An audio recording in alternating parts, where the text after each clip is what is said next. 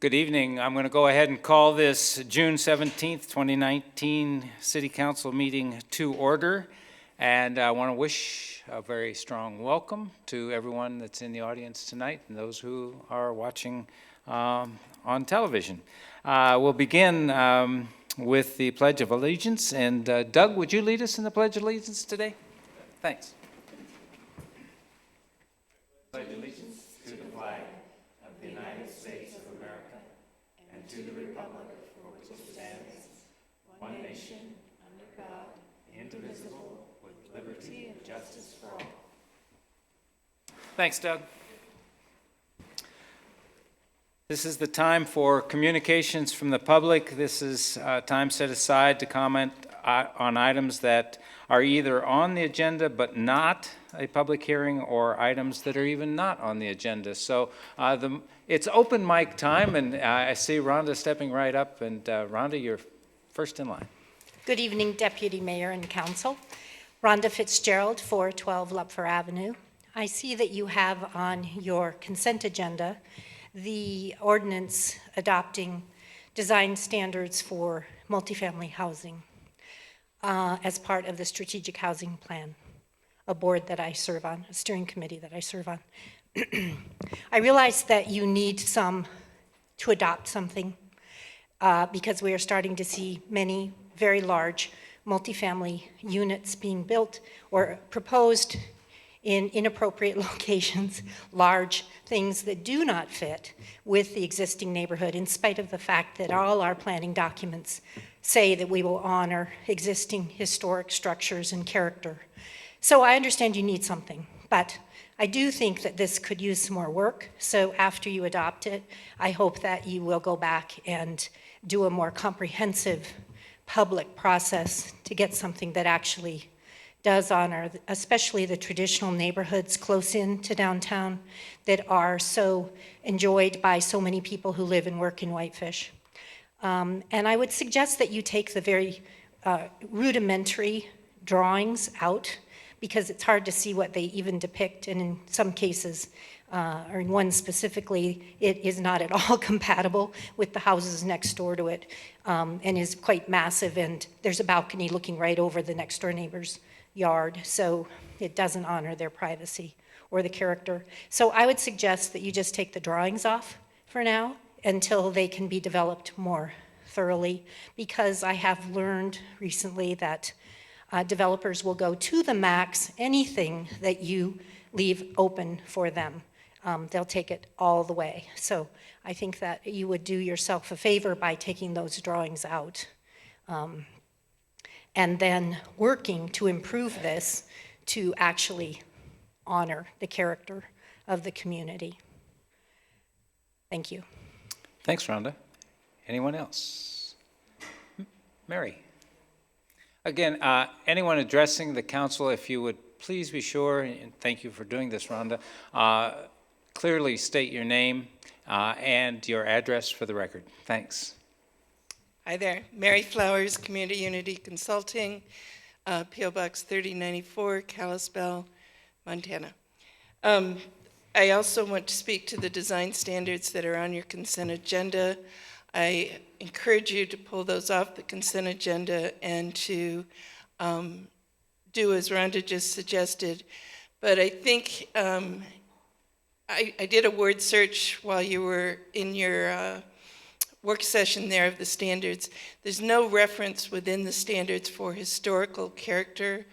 And I think just putting in under the neighborhood compatibility or the commercial section, some reference to historical gives you a little bit more teeth in that area. And I also looked at your annual goals that you adopted.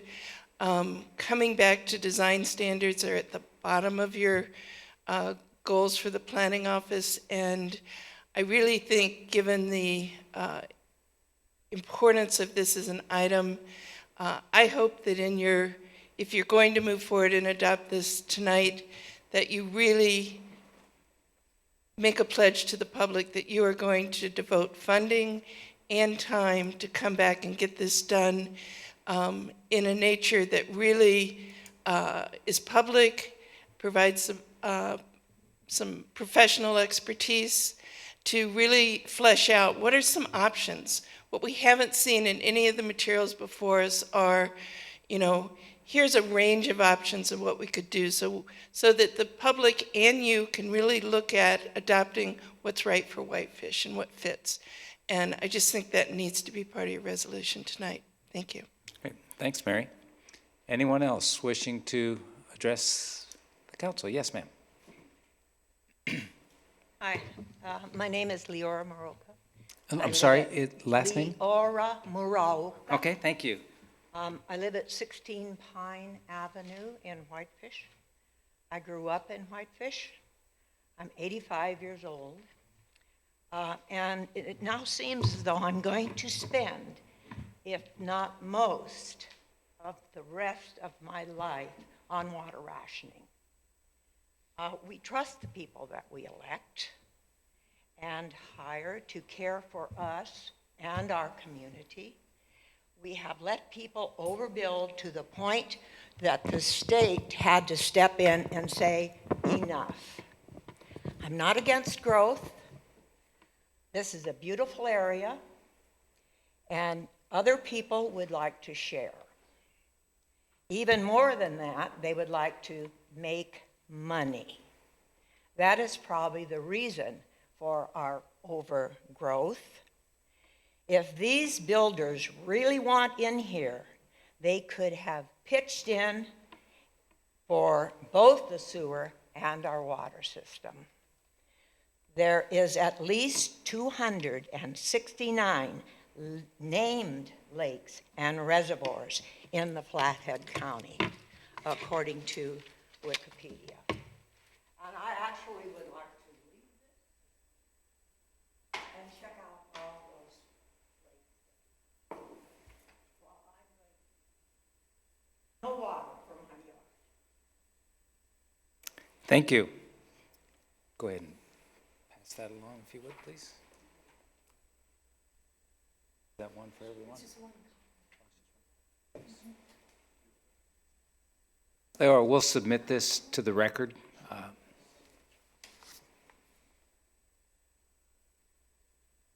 Yes. Hi, my name is Mark Owens. I live at 329 Shady River Lane, Whitefish. I was here last week talking about the sewer system. And I did, Craig actually gave me a call. I appreciate it very much, Craig. We had a good conversation about kind of what the city's doing right now to mitigate some of the smell. And I mean, I believe we're making progress. I mean, just in the fact that I think this month we've had maybe half the days out of this month so far that we've smelled the smell, versus last month, which was by about 2/3. Also, Craig I was encouraged because he did contact the consultant I referred to last time as the person that kind of helped mitigate it significantly in 2017 and 2018. So he's the right guy apparently, and certainly after speaking with him on the phone, I can understand how he's I guess the Montana expert for lagoon systems. So anyway, he did say that he had a report which Craig sent to me and explained in grave detail about how they're maintaining the system. So my point last time, and I think that's why I wanted to iterate it this time as well, is that I really applaud the city in terms of looking forward, right? Because you're looking 2 years from now, we've got this system that we're putting in that should mitigate the smell, should accommodate the growth, should accommodate what the DEQ needs for some of the problems that we're having in terms of just, I don't know if we call it overbuilding, but too many people piping their into the system. So I really think that's the right direction to go, and again I applaud the city for seeing that a couple of years ago and taking steps to move that. Now, what it feels like now is that we've kind of moved on from this in some ways because we've put a longer term plan of action in place, but yet we're still kind of affecting hundreds of people with kind of what's happening now. And just because of how, this year being, whether it's environmental effects or whatever else that caused the issue, it feels like we're kind of, not worrying about it because we have this thing coming in a couple of years. And so I really wanted to address that because it's this year and next year that I'm most concerned about, just, for my family and kind of how we have to deal with it. Even as, last night, I had to close the windows because we were, having to deal with smell coming in, and it was warm upstairs, so we have to close the windows and deal with turning on the AC. So, and again, 2018 and 2017, I can't recall that we did that. And it was because I think whatever Steve put in place was very effective. And I know there were some issues with some of the probiotics this year that caused some of the inability for it to be soluble enough to be as effective potentially. And again, those are things in my mind that maybe there needs to be processes in place to deal with proactively, quickly, because if you can't, it's like a pool. If it gets out of whack, you have to spend a lot of time and effort to get it back into the chemistry, back into acting predictively. So I sent a letter, and I'm not sure about the protocol, but I think that'll be discussed maybe at the end of this meeting. And 5 points, I just wanted to cover those very quickly. As I mentioned, I'd like to discuss kind of what's happening for this year, 2019, and I understand Steve is coming out here in July to help on site to kind of see what's happening. I know there was a discussion with him about an additive short term that could help the situation this month, and I'm not sure where we are with that. Second thing was plan for the next year, right? What's the plan for 2020 when the turnover event happens? How are we addressing that? And how is it potentially going to be either similar or dissimilar to what we did this year in terms of how we're addressing it? Again, I'm hoping Steve's on-site support on that as well. And then, more importantly, when we move to the new plan, and when we do that, what are we going to do about, the sludge and the other things that are there currently? And Craig explained there's some ways to deal with it in terms of some of the chemicals that are used are not necessarily what they use to feed the bugs. They're actually used to kind of kill the whole thing off. And that's great. I'd like to know kind of what the risks are there. Are we gonna, because frankly, I'm gonna plan my vacation plans around that. If I'm gonna have to deal with it and there will be some risk, I'd like to kind of know that and what the timing is for that risk. When we shut down the lagoon and we have to, deal with the sludge. The other is in terms of escalation. So say in 2020, oh my gosh, we've got a problem. It's not being addressed, and we see it in the next few days. What is that escalation procedure that we use to say, okay, here's the next steps. We call this guy, call him, do this, bring this guy in to address the problem so that it doesn't get out of whack like it did this year. And then finally, the assurances that the city, in terms of budgetary allocation can be there, because I truly believe it can be mitigated. And I've talked to several people, one guy actually that owns his own mitigation or sewer and water business, and I'm convinced this can be mitigated more than it is because of with the size and what it is. So I'm convinced basically on 2018 and 2017 as well. And we don't really have to have another, I know at the end of the meeting, which I didn't know I needed to stick around, but it was mentioned that we'll have one more year of this. Well, we really don't have to have one more year of this. We can actually have hopefully another year like 2018 and 2020 where we don't have to deal with the smell. So everybody will be happier. Certainly people that go to Super One, and you don't have to deal with explaining to visitors, what is that? So anyway, appreciate your time. Thank you. Thank you, Mark.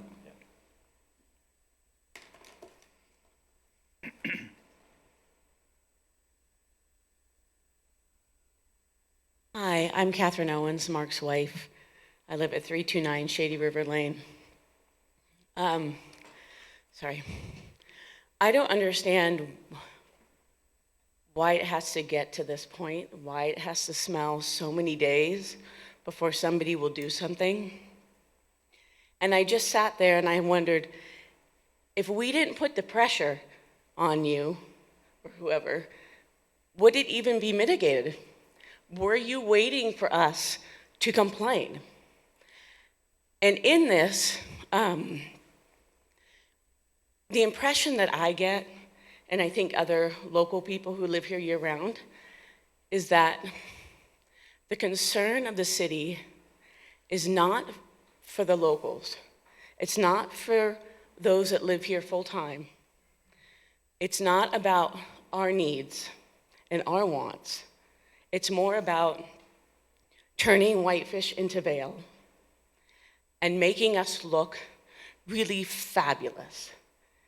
And it's like going out on the town and brushing your hair and looking great, but your teeth are not brushed. And we have this beautiful town, but the infrastructure is being sidelined. We have no water because we lack filters. We have a septic tank that stinks, and it's embarrassing. And so and it's kind of like, locals, we're not real concerned about you. We're concerned about the people who are gonna come in here every summer and every winter and spend millions of dollars.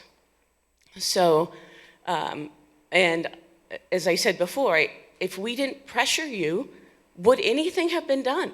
I don't know. So gosh, my legs are shaking. I just don't understand why it has to get to this point and why we can't, after 4 days of smell, alert, we need to get something done here. We need to change this procedure. So anyway, I think locals need to know that the city council is on our side and that they support the locals who support the town in the off-season. Thank you. Thank you, Catherine.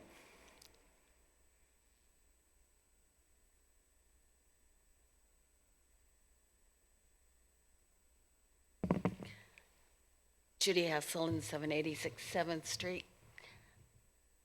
This is kind of a concern. First you hear on the newspaper, we don't have much water. We have to be careful with our water. And I'm Judy, like, can you tip your okay, microphone it's down? not There on, we are. Thank you. I could also play mom and not use it. And then I'm hearing about the sewer again. Do you realize that you have approved, I believe in the last 2 years, 1,700 lots? And that includes, that's been the ones who approved. That doesn't include the lakes that has 30 more buildable lots, Great Northern, which has about 20 more buildable lots, et cetera, throughout town. In fact, Shiloh condos can build another unit. Deer Creek, Alta Vista, now Alta Views, was originally given 169 homes before it became Alta Views. Now it's given 168. It was 169. And I don't know if it includes what's already there. And yet we've got the sewer problem, and we're building here, we're building there, we're building there. Do we need to put a moratorium on building for a while? Is that one way to do it until we can get the sewer system working?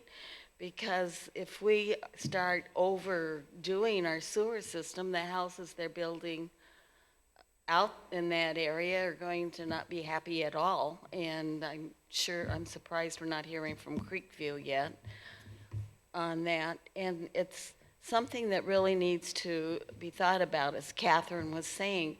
As locals, sometimes we feel like we get the short end of the stick. We pay all the tax money, and the other people have fun.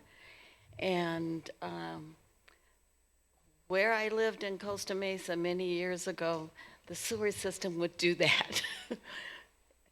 Not very long, but every once in a while, and it is miserable when you're smelling, yeah.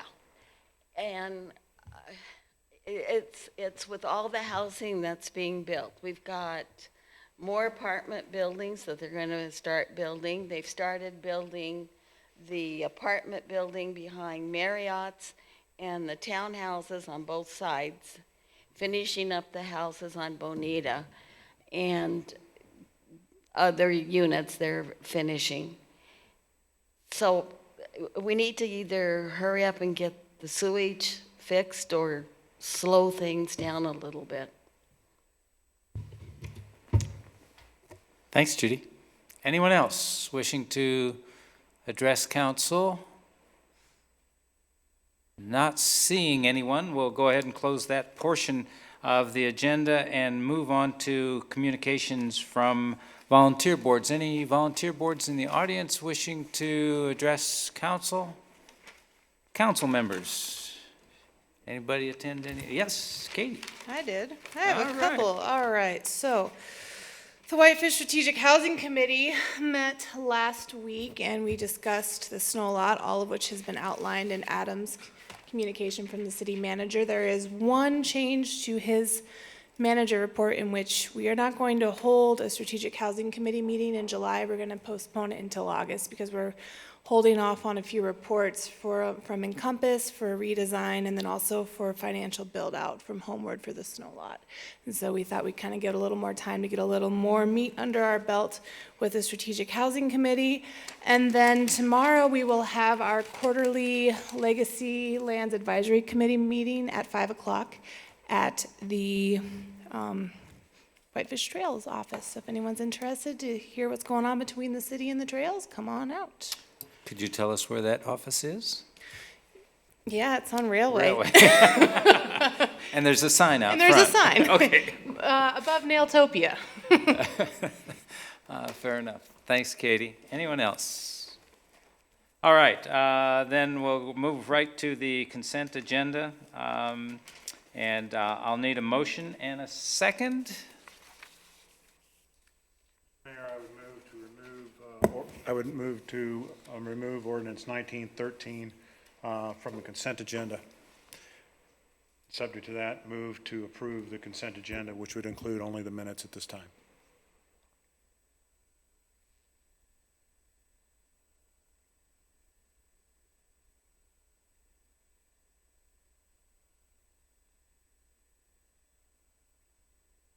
Not seeing a second, we'll move on to the consent agenda as presented, but I'll still need a motion. Just point of order. Yes. Mr. Deputy Mayor. You can have an item removed. It does not require a motion. You can just request that that be done and Oh, then that's true. go ahead. I request that ordinance 1913 be removed from the consent agenda. It is now removed. Thank you very much, Andy. And we'll move to the consent agenda for the minutes only and then come back to ordinance 19-13 as found on page 104. I'd move to approve the consent agenda. I'll second. It's been moved by Frank and seconded by Andy. All those in favor? It's did you raise your hand? Oh, it's unanimous then, Michelle. Thank you very much. That brings us, and we'll deal with ordinance 1913 from the consent agenda now. Frank? I guess that I'm asking for process as much as anything else. I would like to move to approve the ordinance 1913 with what amounts to two amendments, or an amendment and a promise. The amendment would be to remove all the drawings referenced in the document until such time as they are reviewed by and approved by council. Given that David's told me that they were going to be provided or going to be revised in any case, I think that would be appropriate. The other is I would like to move that a reference to respecting the historic character of our neighborhoods be included as one of the reference points in the purposes and intents for that ordinance. We'll take these one at a time, but would you give me exactly the language you would like again on the second reference to historic character? I guess I'm open to David incorporating it where he saw fit. Within Andy's got, I guess, a suggestion. I have a suggestion. I'd say just under Section A, number 7, we would put a comma after neighborhood, and then you could say, comma, historical structures and housing by protecting them. I concur with that.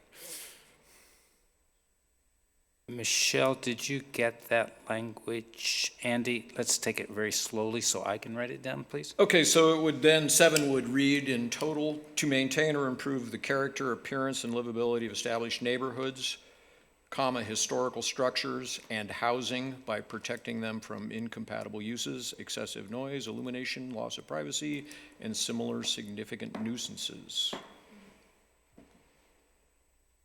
Everybody get it? I have. In terms of language, Katie? I have a question, if that's appropriate. Yes. Do we need to then define historical structures, or can we actually apply that and assume what we know what's being talked about? Or do we need to further define it within this document?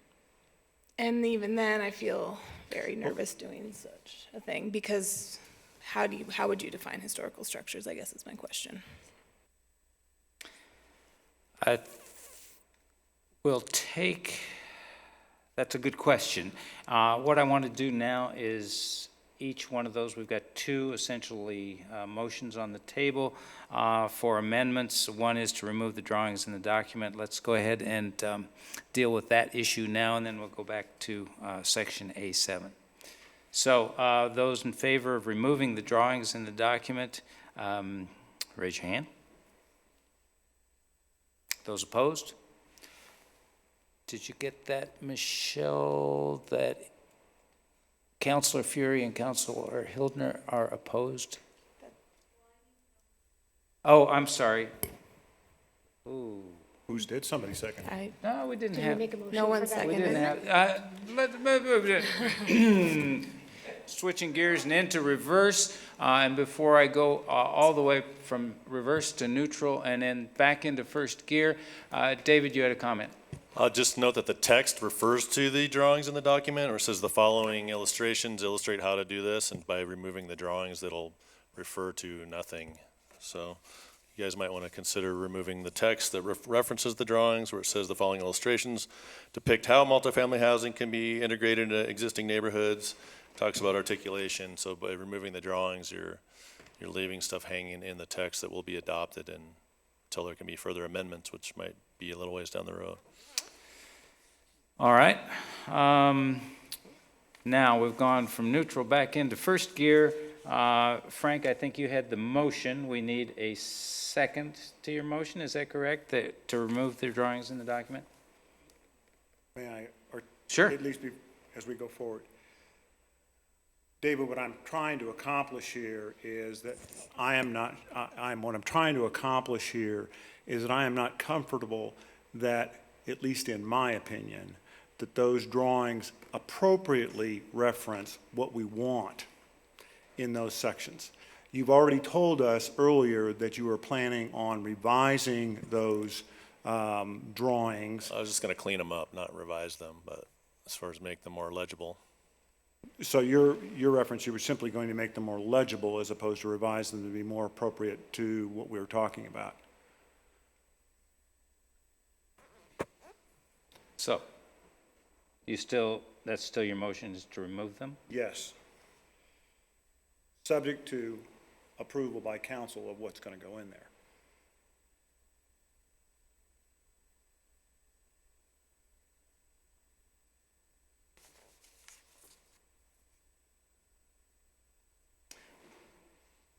Everybody clear on the motion? Then I will need a second. I will need a second.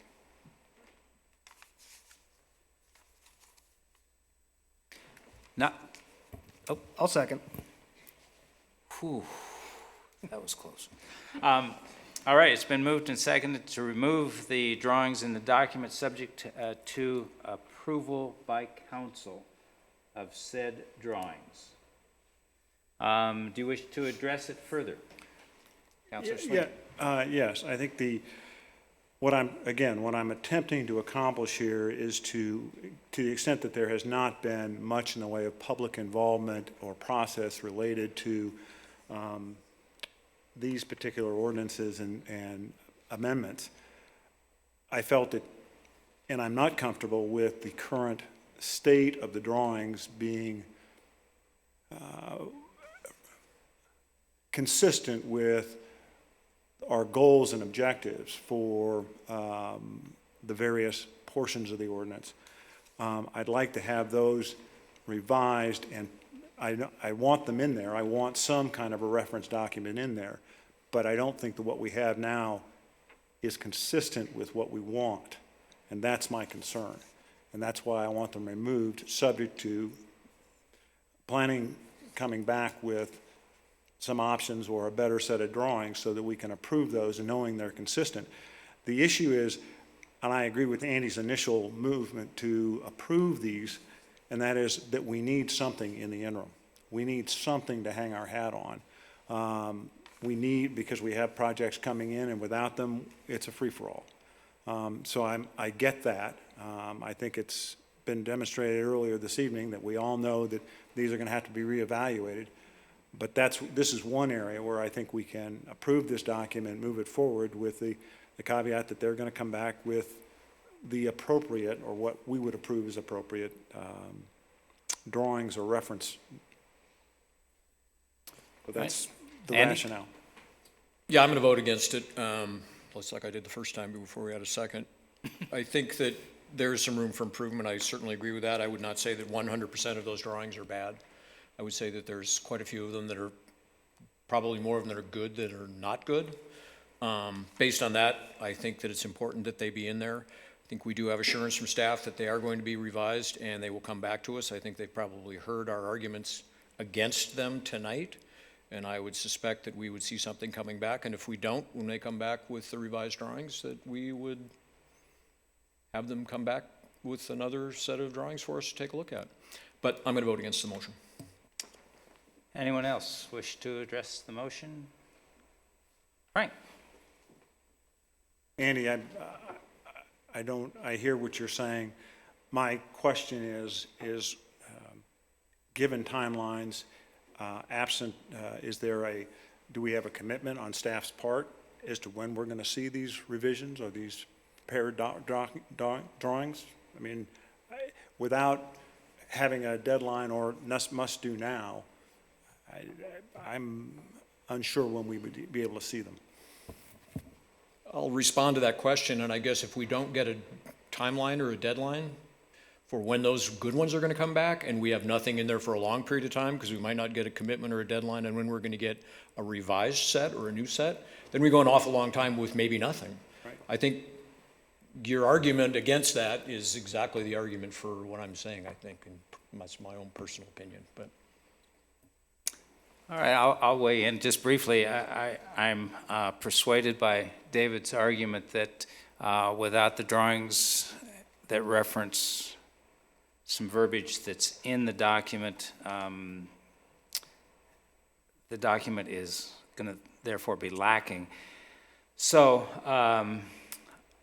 I think that it's pretty clear, hopefully, to planning and building, the urgency for getting those drawings, new drawings incorporated into the document. We'll take a vote. All those in favor of the motion? Those opposed? Councilor Sweeney in favor, Councilor Fury, Ryan, Hildner, Katie, and Melissa, all in opposition. That moves us on to the discussion of number 2, section A7, neighborhood historical structures and definitions. Is there a question? No, to approve the current language and not remove. Are you? Oh, that's okay. That's okay. We can have those.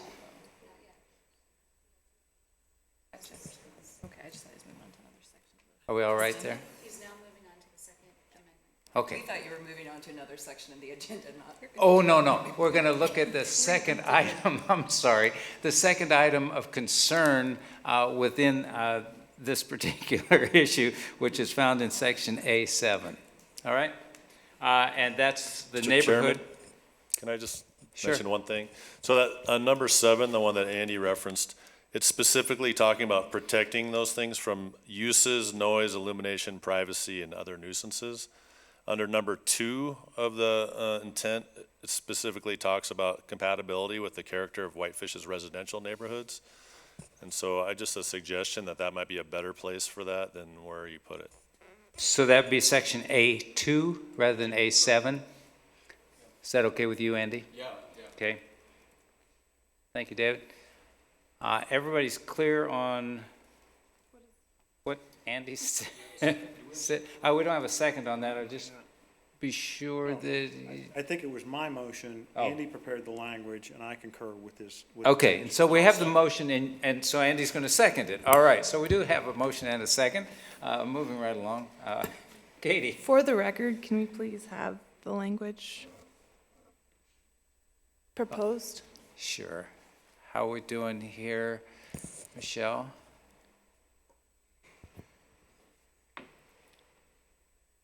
I need to find it, sorry, hold on.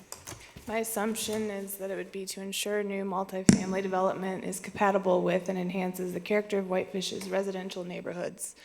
You want to throw an addition of historic in there? The historical character. Historical character. You're So, quicker at writing this stuff down than I am. so how would we phrase that? The historical character of Whitefish's residential neighborhoods?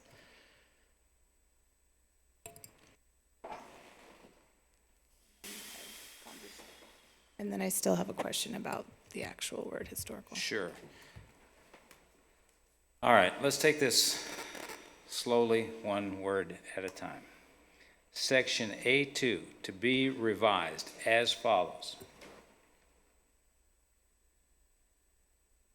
Katie, help me, please. Okay, so it says, to ensure new multifamily development is compatible with and enhances the character of Whitefish's residential neighborhoods, as written.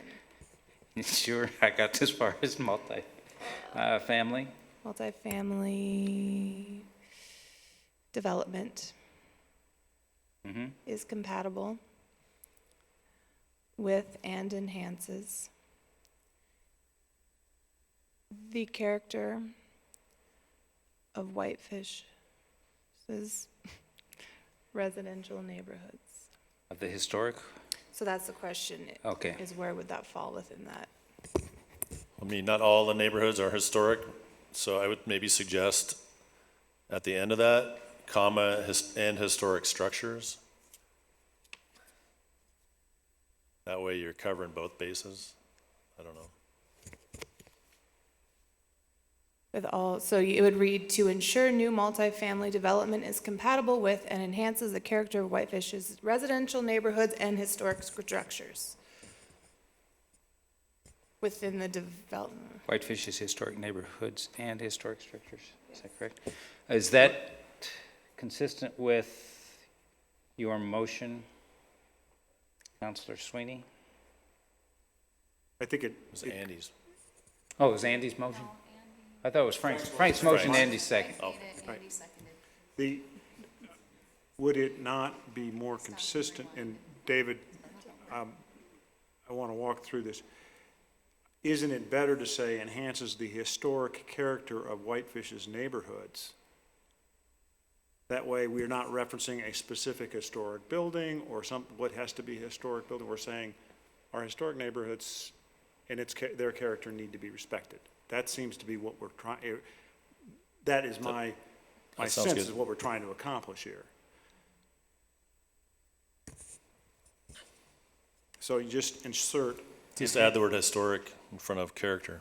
Exactly. Does that work for you and consistent with what you're hearing from us? Yes. Then it removes the issue of how we define historic, as in reference to a specific building or on, I think. It's to the issue of historic It's the character, issue however. of what is historic character? Right. Katie, you had a comment? My question is, what do we need to define historic character? Is that something we can define, or are we then throwing ourselves to the wolves because we're just guessing and we have to actually assume that we know what this looks like on a neighborhood by neighborhood basis when we really don't have anything within our own current zoning regulations that actually define what historical character is? Could use the word traditional instead of historic. So it's basically the status quo or what's been there. Okay, Another I suggestion. like that better. Mr. Deputy Mayor, if I may. Go for it. Yeah, I was going to say, one of the ways you could leave in historic character and then also further clarify and say, which I had in the other one, enhances the historic character and traditional housing of Whitefish's residential neighborhoods. Because obviously traditional housing is something we can all agree on was single-family residential. Right. Period. That's not one that's really subject to much definition, in my opinion, but. Depends on how far you want to go back, though. I guess there's some apartments here that are 30 years old, so Right.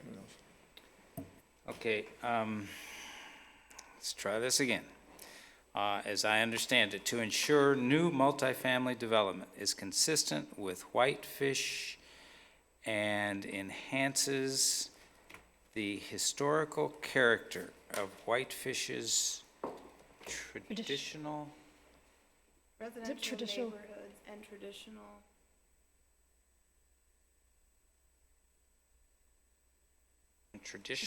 traditional neighborhoods? Enhances the historic character and traditional housing.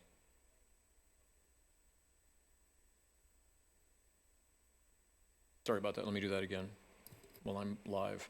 And enhances the historic character and traditional housing of Whitefish's residential neighborhoods, because I think the traditional housing thing is kind of important, because that seems to be a phrase that comes up quite frequently in this particular argument, so that we're losing that housing stock. A character and traditional housing of Whitefish's, finish that up again for me, Andy, sorry. Yeah, one more time. So I'll just, let's go from the top, as they say. Yeah, let's. To ensure new multifamily development is compatible with and enhances the historic character and traditional housing of Whitefish's residential neighborhoods.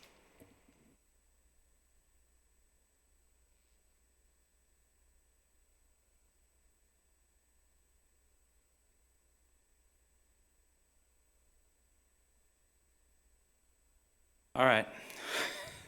Katie? I like what we're trying to do, but I will not vote for this, just FYI, just because I don't think that we can appropriately use the term historical here. I think that traditional neighborhoods works, but I don't know how to properly define it as we haven't, and yet I think we need to address it in a different way, in a different time, and document, but not here. I would just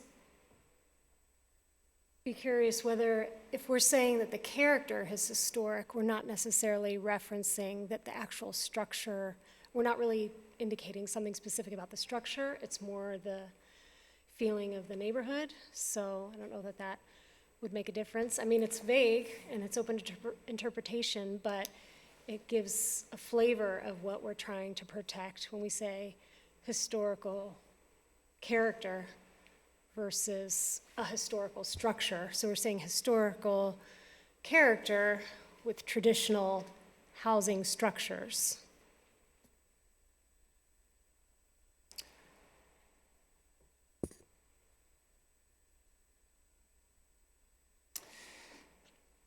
Do you want to suggest some language or not? Well, I thought that's what doesn't it, isn't that what you said? Did I? You got it right.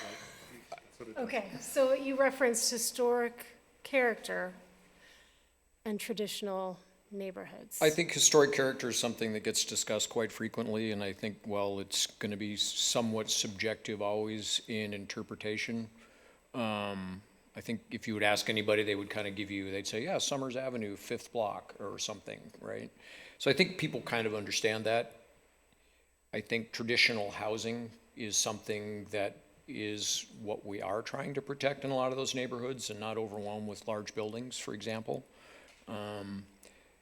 Is it perfect? Absolutely not. I think Katie's point about I think you get into much murkier water without good definitions to try and identify what a historical structure is, because a historical structure, I live in a 90-plus-year-old house.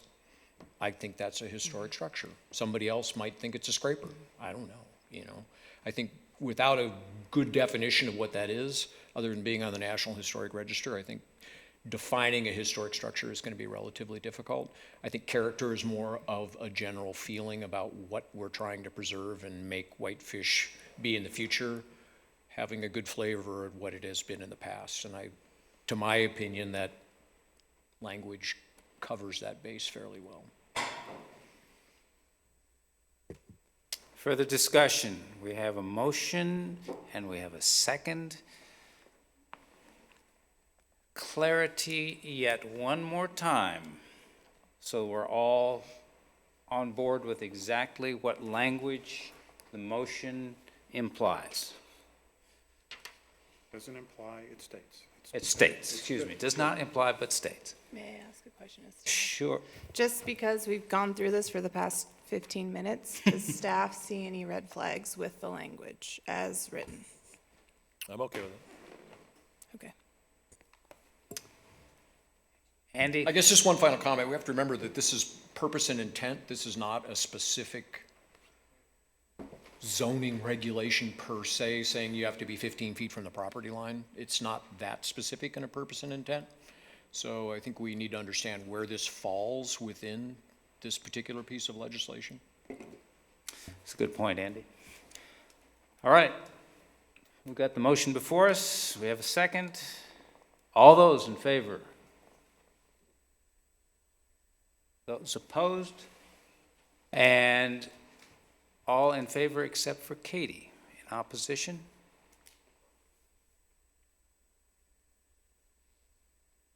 that okay? Now we need to go back. That's right. Thank you. Geez, this is a little almost, not, it's not painful. Ordinance 19-13 as amended. Andy? Mr. Deputy Mayor, I would make a motion that we approve ordinance 19-13 as amended on a second reading. I will second. It's been moved by Andy, seconded by Katie. Any further discussion? Seeing none, all those in favor? And that is unanimous. Thanks, Michelle. That brings us to the first public hearing of the evening. The first public hearing will be consideration of a request from Del Mar Pacific Group, LLC, for a conditional use permit to construct a mixed-use building containing 3 commercial units and 13 residential units located at 206 Lupfer Avenue, zoned WB3, the General Business District. This is WCUP 19-06, found on page 179 of your packet.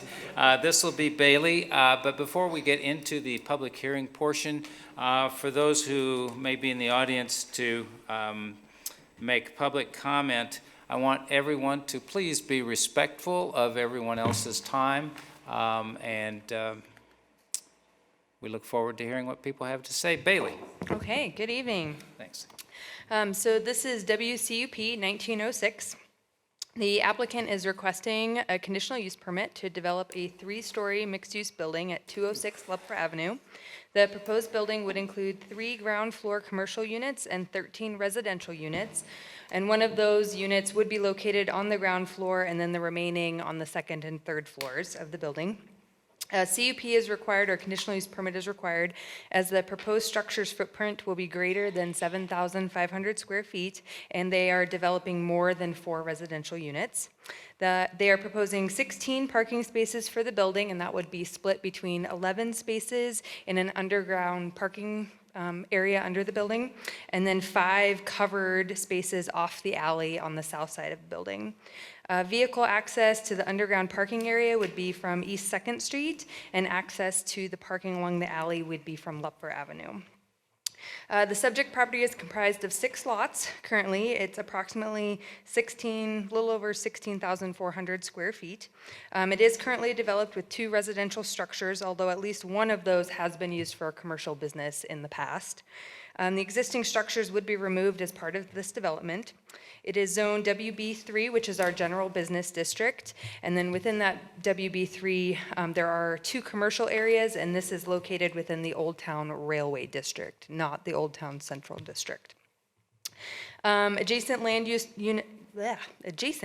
uses around the property are generally commercial and some residential. It's all zone WB3 all the way around the property, though. The growth policy designation is core commercial, and that does correspond with the WB3 zoning district as well. The building would be connected to city services. We did mail a notice to the adjacent landowners within 150 feet of the parcel on April 26th. We mailed advisory agencies on April 26th and also placed a legal in the pilot on May 1st. I've had 2 comments that have been received to date on the project. One was in support and one was in opposition, and both of those were included in your packet as well. They came in after the planning board packet, but between the council and the planning board packet, so they're more towards the front of your packet. So just hitting the highlights of the criteria for review of a conditional use permit. As I said, the growth policy does designate this as core commercial, and the WB3 is compliant and consistent with that growth policy designation. The property is located within the boundaries of the updated downtown master plan that was approved by the council in 2018. It's located on the southwest corner of the end of the shopping loop emphasis street and along 2 frontages of the pedestrian emphasis streets. And there's a couple figures in my staff report that show that. The pedestrian emphasis streets include sidewalk and intersection improvements that complement and connect the shopping loop streets, creating pedestrian-oriented settings. And then the shopping loop emphasis streets, different, include sidewalk and intersection improvements to foster retail activity and create consistent character with those downtown areas. Intersection improvements have been installed with previous road reconstruction projects in this area, so no additional improvements are required at this time.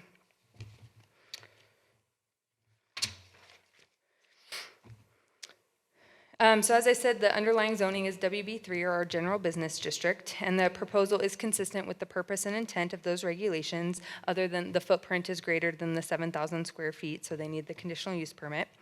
Lupfer Avenue is considered the front of the property. It will be the shorter of the 2 street frontages once all of the lots have been aggregated together. So currently they all kind of run north-south, and they'll be all combined into one big property, since you can't have building constructed over property lines. The zoning requires a prevailing setback along Lupfer Avenue for the front, and that's defined as the setback which occurs most commonly on the side of the block for which the project is proposed for. The applicant determined the prevailing setback along Lupfer Avenue is 25 feet, and so that's what they're showing on their site plan. Also, since the subject property is not abutting any residential districts, there is not a setback on either the side or rear property lines to the north, south, or west. There's also not a residential density standard in the WB3 zoning district. Parking becomes our limiting factor for the number of residential units. Parking is proposed, as I said, under the building with 5 additional spaces located off the alley. They are required to provide 14 parking spaces due to the specific floor locations for the residential units, and they're currently showing 16 on their submitted site plan, and there's no parking required for any of the commercial uses in the WB3. The zoning permits maximum building height of 45 feet, no greater than 3 stories, subject to some special provision standards. And these standards limit buildings to no more than 2 stories or 35 feet within 20 feet of the property line. In addition, any area over 35 feet is supposed to have a maximum diagonal, I can't say that word tonight, measurement of 120 feet. And these standards do appear to be met and would be confirmed at the time of building permit. So all access requirements are being met. As I said, the access onto East 2nd Street would be reviewed, or is for the underground parking structure, would be reviewed and approved by Montana Department of Transportation. And I've had no comments submitted from MDT, but I know the applicant has been in contact with them about that approach. The building will be required to have a full fire sprinkler system as required by the fire marshal, and the fire marshal will further review engineering or building plans to make sure emergency standards are met for the structure.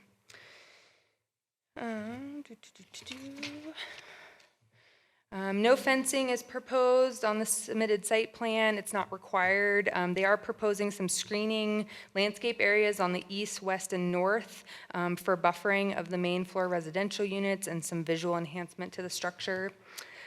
Buildings within the WB3 zoning are exempt from landscaping requirements if they're built to the 0 lot line. However, they are proposing some voluntary setbacks along the northwest and south to help screen the residential units on the ground floor. And so they will be required to comply with our landscaping requirements of the zoning regulations. And that final plan would be reviewed and approved at the time of building permit. City water and sewer are available along East 2nd Street and Lupfer Avenue. The amount of impervious area estimated for the project is over our 5,000 square foot threshold, so they will be required to do an engineered stormwater plan for the project, and that's for review by the Public Works Department. No frontage improvements are required along East 2nd Street since the highway was upgraded a number of years ago. There are existing frontage improvements located along Lupfer Avenue, including a sidewalk and street trees.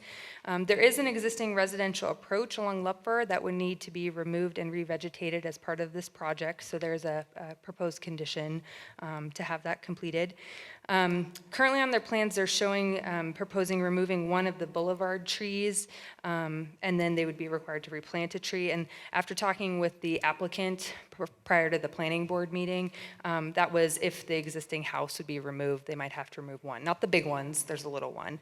And so I just have a condition that they would work with the Parks Department to facilitate removing that tree and replanting it if that ends up being required. No traffic impact study is required since the traffic generated would be less than 200 trips per day, and it is anticipated that East 2nd Street and Lupfer Avenue would be able to handle any additional traffic. Neighborhood community compatibility. So at 3 stories, this building will be one of the more massive on the south side of East 2nd. As I said, the 3rd story will be set back 20 feet from the right-of-way to help reduce its bulk and mass. Additionally, massing, bulk, and scale are part of the review by the Architectural Review Committee, as it's a commercial project, and the committee can require changes to reduce the effect of the overall mass and scale. And this criteria was discussed at length during the planning board meeting. I'm going to let the applicant touch more on this part of it as well. But the minutes are included as part of your packet. The existing neighborhood is mostly commercial uses along East 2nd Street with some residential to the south. Further to the west is the Whitefish River and associated bike and pedestrian trails. Their proposed mixed-use, high-density residential project will complement the existing neighborhood. So let me get back to my front page. So staff is recommending approval of the conditional use permit subject to 15 conditions that were set forth in my staff report. The Whitefish Planning Board met on May 16th and considered their request. There were 4 members of the public other than the applicant and their representative that spoke at that meeting. Concerns raised include lack of parking, noise and foot traffic in the adjacent alleys, visibility of the proposed building, compatibility with the surrounding neighborhood, and those draft minutes are included as part of your packet this evening. Following the public hearing, the planning board moved to recommend denial 3-1 of the project. In making their decision, the planning board stated they did not agree with staff finding of fact number 7, and that the proposed use does not in fact comply with the existing neighborhood and community character or the structural bulk, massing, or scale of the proposed building. So I do have in my transmittal, I have 2 proposed motions. One would be in favor of approval and one would be in favor of denial for you to consider this evening. I'm happy to answer questions, and the applicant and the representative are here as well to discuss further. Any questions for Bailey? I just have one, and maybe I didn't read it correctly, which is quite likely. In terms of the commercial facing Lupfer versus facing Second Street, or Highway 93, it was my understanding from reading it that normally the commercial would face 93 in any other normal circumstance and not Lupfer. Is there a reason why that gets switched around? Is it just a design? And I maybe think that's it's the just a question. design for them because of the slope, and the applicant might be able to answer it more as to their process, but I know part of it is the topography on the Sure. site. And so there would be some commercial kind of down as the slope goes and then one facing it. But since it is WB3, I mean, they could have commercial on any portion Right. of the building they wanted to, so. Okay, great. Anything else for Bailey? Bailey, thank you very much. Now we'd love to hear from the proponent.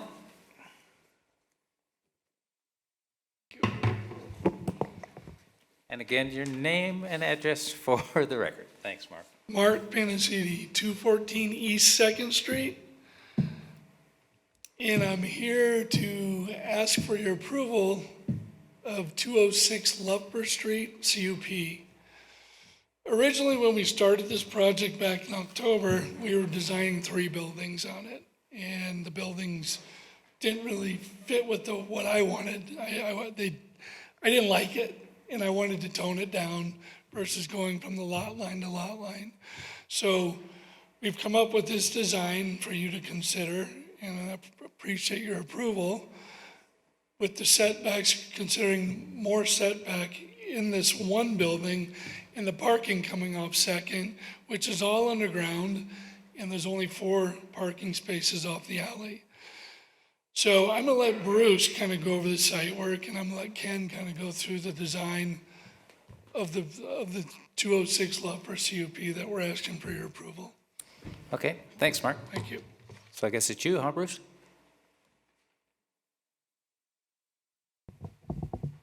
Good evening, councilors. Deputy Mayor Bruce Booty, 301 Second Street, landscape architect. And I would like to maybe have you pull up the site plan, if that would be possible. Can you hold for just a second? We're not getting some things on.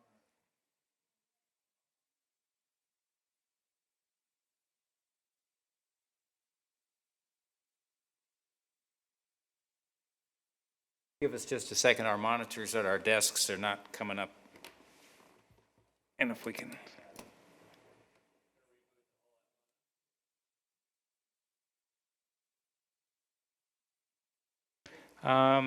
Yep. Okay, thanks.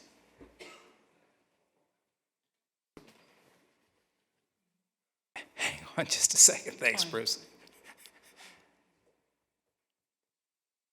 Yeah, it's showing no signal, Jake. Yep.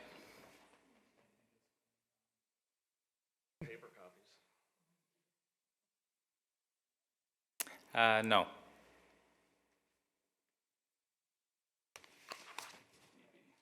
No. Going old school here.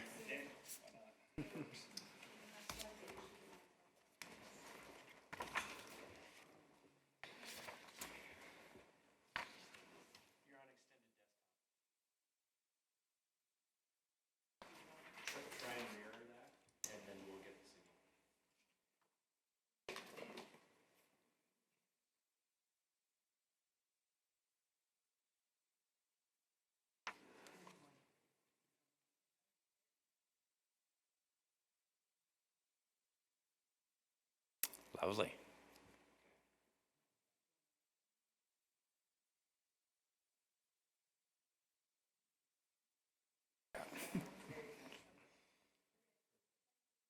Thanks, everyone. All right. So first of all, I just wanted to thank the planning staff and Bailey for their work on this. And I did overlook one thing in your review. We do have a small portion of fencing on one of the residential lots or units. Sorry, Bruce, are you? We do have a small area of fencing. It's in the southeast corner where the residential lot fronts Lupfer. And so we would like that noted.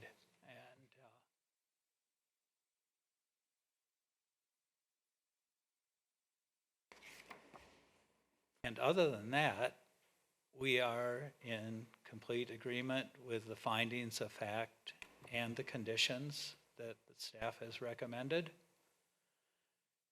And I would like to address some of those things specifically. One thing that Bailey brought up is that this is the bookend to the downtown shopping loop. And it was intended to be a strong end to the commercial core of the downtown. And I think that goes, you can look at the past use of the two structures that are on this property. And I've been across the street from those for 34 years. And I can't even count how many businesses have gone in and out of there. It has not been a support or a bookend to the downtown business district. And I think that's an important thing to consider here. So, also, in the findings of fact, what we've done here is we've proposed a CUP.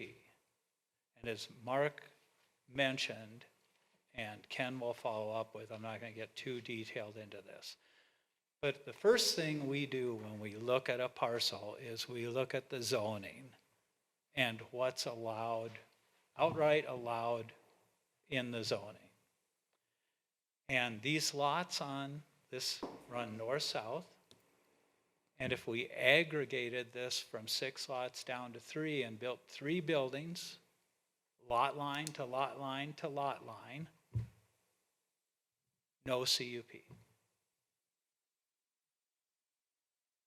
It would be allowed under the zoning. And as Mark mentioned, we all looked at that as a team and we just went, we don't think that's the right answer for this property. So we went back to the drawing board, and this is the site plan, and I'd like to walk you around the site plan and just explain what we did in the CUP. So the biggest thing, remember, this is the bookend to the walking and shopping loop from downtown. So we thought a better answer to this was to put a 25-foot setback on Lupfer and open this corner up to the shopping loop. And we still have a presence with the building being closer on Second, like almost all the other buildings on the block to the east are. They're all within a few feet, including City Hall is 0 lot line on Second.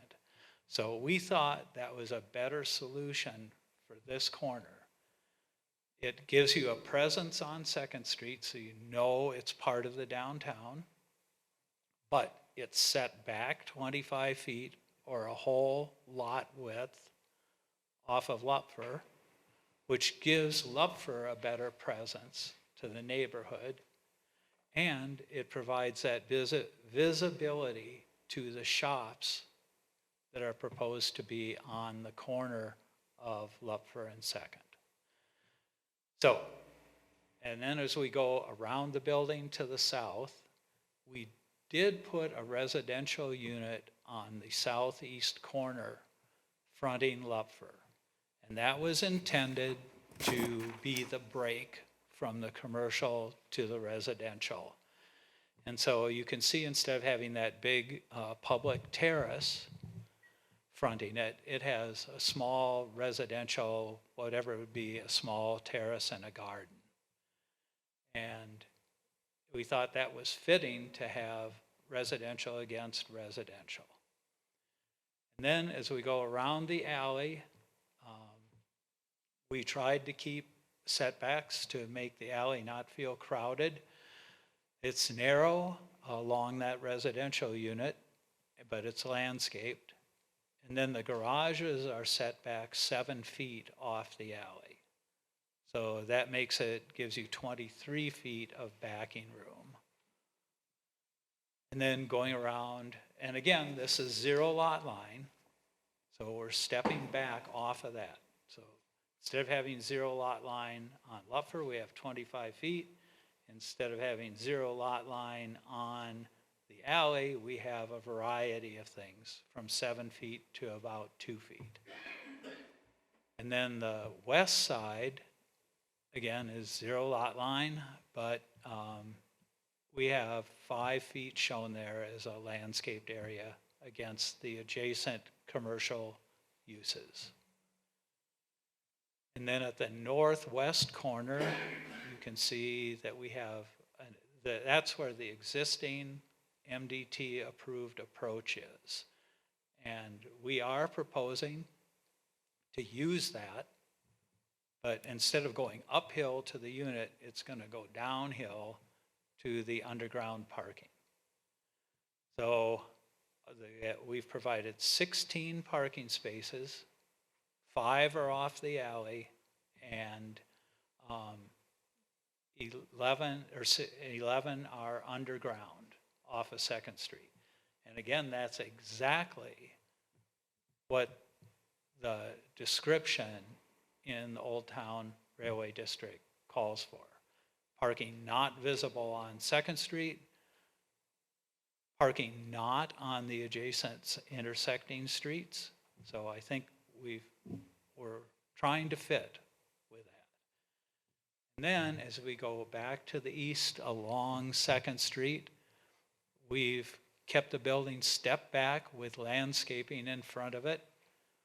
And it's not the same design, of course, but the Masonic Temple has those big columns that come down in front of it. And we have the big columns that come down, but it's landscape between them.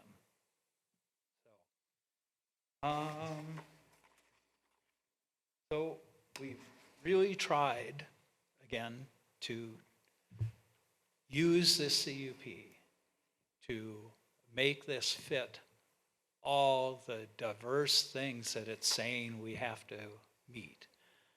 We're supposed to fit into the shopping loop. We're supposed to fit into the neighborhood. We're supposed to have parking provided, but not on the streets. They're not directly adjacent to the streets, but hidden. And we've gone all out to do that. And I think from a site perspective, I would be glad to answer any questions, but Ken is going to talk specifically to the structure itself.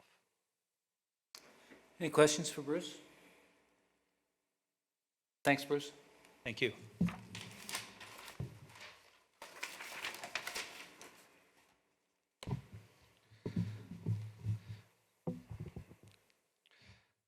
Ken Huff, 1032 Klondike Loop, Summers, Montana. So I'd like to thank the council for your time. As Bailey mentioned before, we did not get approval from the planning board, which just didn't go as smoothly as we'd hoped it would. But we're hoping by presenting the bigger picture that everybody will understand that we think this is a pretty good presentation and a pretty good building. That's way better than some of the alternatives. This isn't Mark's first building in this area. We did 2 others, and in both cases, those were vacant lots. There was nothing on them. So we knew going into this one that we were going to be under a little bit more scrutiny. With the houses that are there, just with the Lupfer Street in general, we knew we were going to have to work a little harder. So as a designer, my first problem that I had, I did not want to overload that alley with all of our parking. Some of my first sketches had that, 15 parking spots all the way down that alley, and it didn't look good.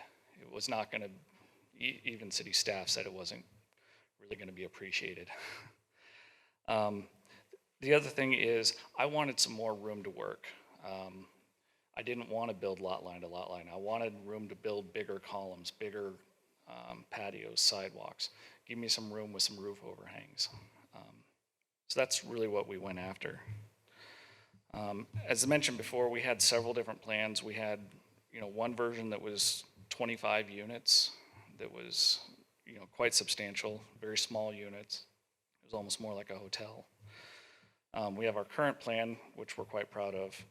Then we had a version that was 2 separate buildings, and then, as mentioned, our one that is a use by right, which is 3 separate buildings, which I have some drawings here, which we can get to those if you want to. We can certainly show you in comparison to what we're presenting tonight. So as Bruce mentioned before, we actually probably more than, I don't know that any developer, they want to do a CUP. We wanted to do a CUP in this instance. It allows us to put parking under, using that access off the west side, and basically provide enough parking that we don't have to load up that alley. We have 1 set of utility connections, 1 elevator. We only have to deal with like 1 HOA, one of everything. Otherwise, we'd have to do with 3 permits. This 3 building plan, 3 separate building plan, it's similar to what's going on over on Central, where they're building basically 4 residential units and a commercial, and then they move on to the next one and the next one. There's no CUPs on any of those. So that's sort of our alternative, but like I said, we think this is better. So let me pull up some drawings here.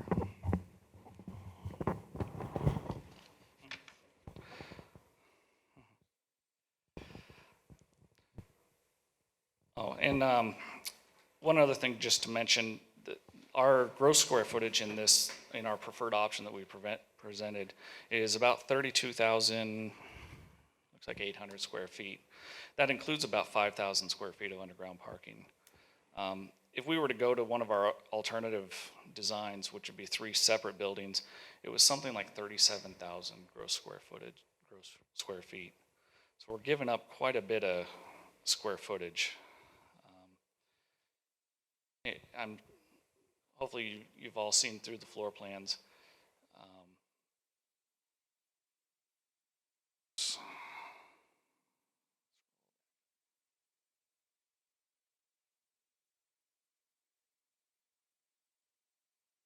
So this is an important image for us. This red box that you see around the elevations, that's really the limit of the buildable envelope. So you can see on the 2nd Street elevation, there's a significant amount of buildable area that we're giving up. And if you follow through to the next couple of sheets, you can see, or actually the lower image there, that's the Lupfer side. And you can see that the building is stepping back. As it gets higher and gets further away from the alley, it's stepping back, 6, 7 feet, and then like 17 feet as we get taller. Same thing on the other sides. This is the top of your page there is the alley elevation. And you can see, I think we're 14 feet from the west property line. And for comparison's sakes, when we get to it, I have comparable versions here, and I can pass those out if you guys would like to see those.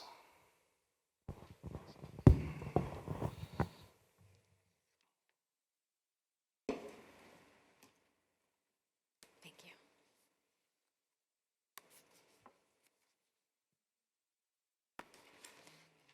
Thanks, Ken.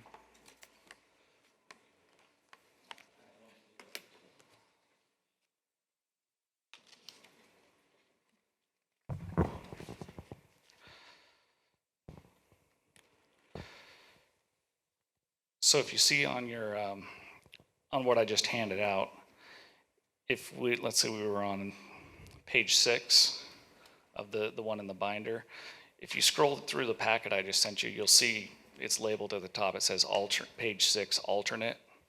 So those you can compare direct to direct.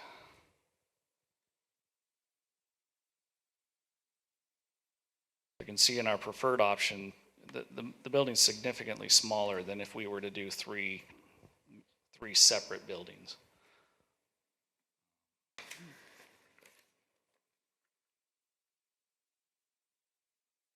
In addition to that, if you're able to scroll to page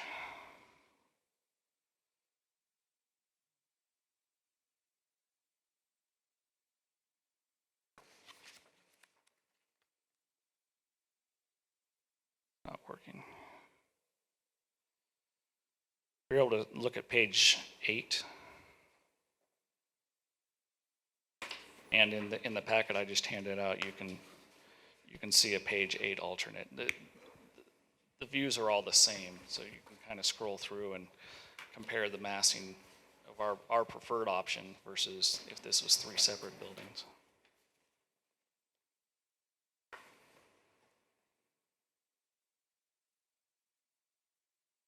The other one that we really want to highlight is page 9 in both your packets.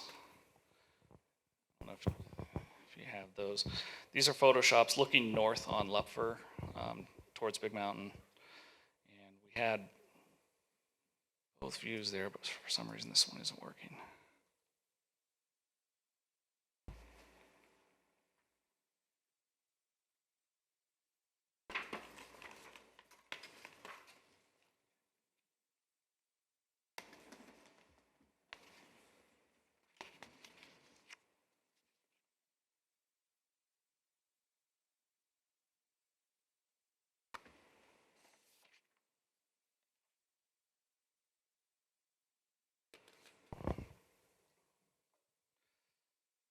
As mentioned, depending on how we can, like we have 6 lots, depending on how we combine them either into 3 lots or a single lot or 2 lots or even just leave the 6 lots how they are, it really changes where the setbacks are, where our heights are. Bailey mentioned this 120-foot diagonal that we have to deal with above 35 feet. If we do single individual buildings, none of those would come into play. So they would be allowed to be basically full width, almost literally lot line to lot line, and 45 feet tall. Even in the alley, that was another one, is if you look at this alternative one, page 7, now that's full height in the alley, and 12 parking spaces, and that's not our preferred option. From the beginning, we didn't think that was really going to work out too well.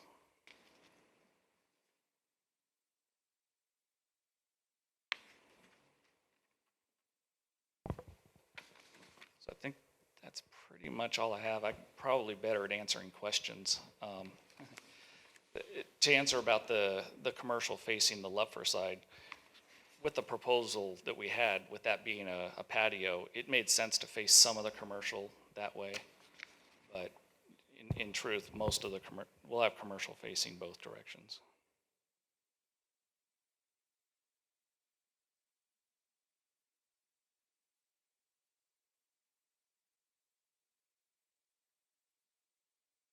And one of the things that didn't come in until after come on, please work. Okay, this rendering didn't come in. I did some of the renderings, but we sent them out to have them jazzed up a little bit by some people who know what they're doing. But it didn't come in until after the planning board meeting. So unfortunately, we didn't get to present this image, which we really think helps just sell the neighborhood feel of the building, and especially the view down Lupfer, just generally a nice place to be.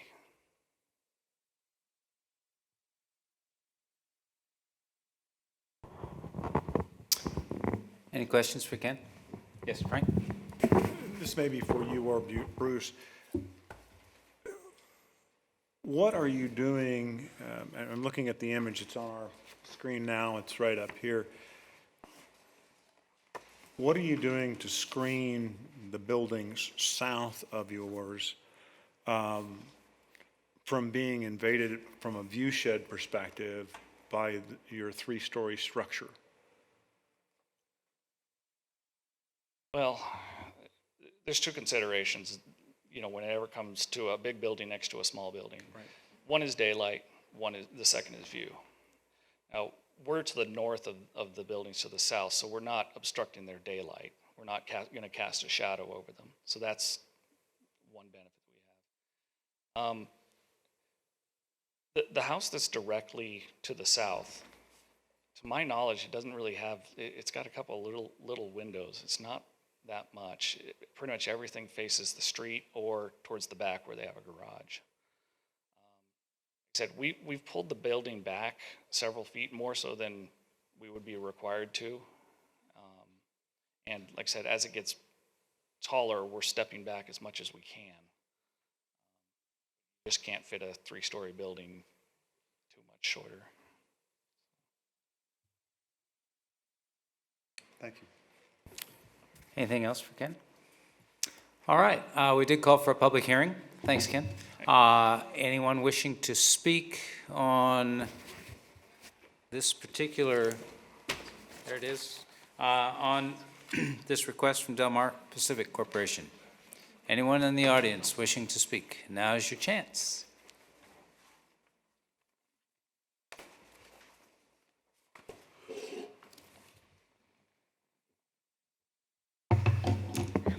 Thank you for allowing me to speak. It's my first time speaking before all of you.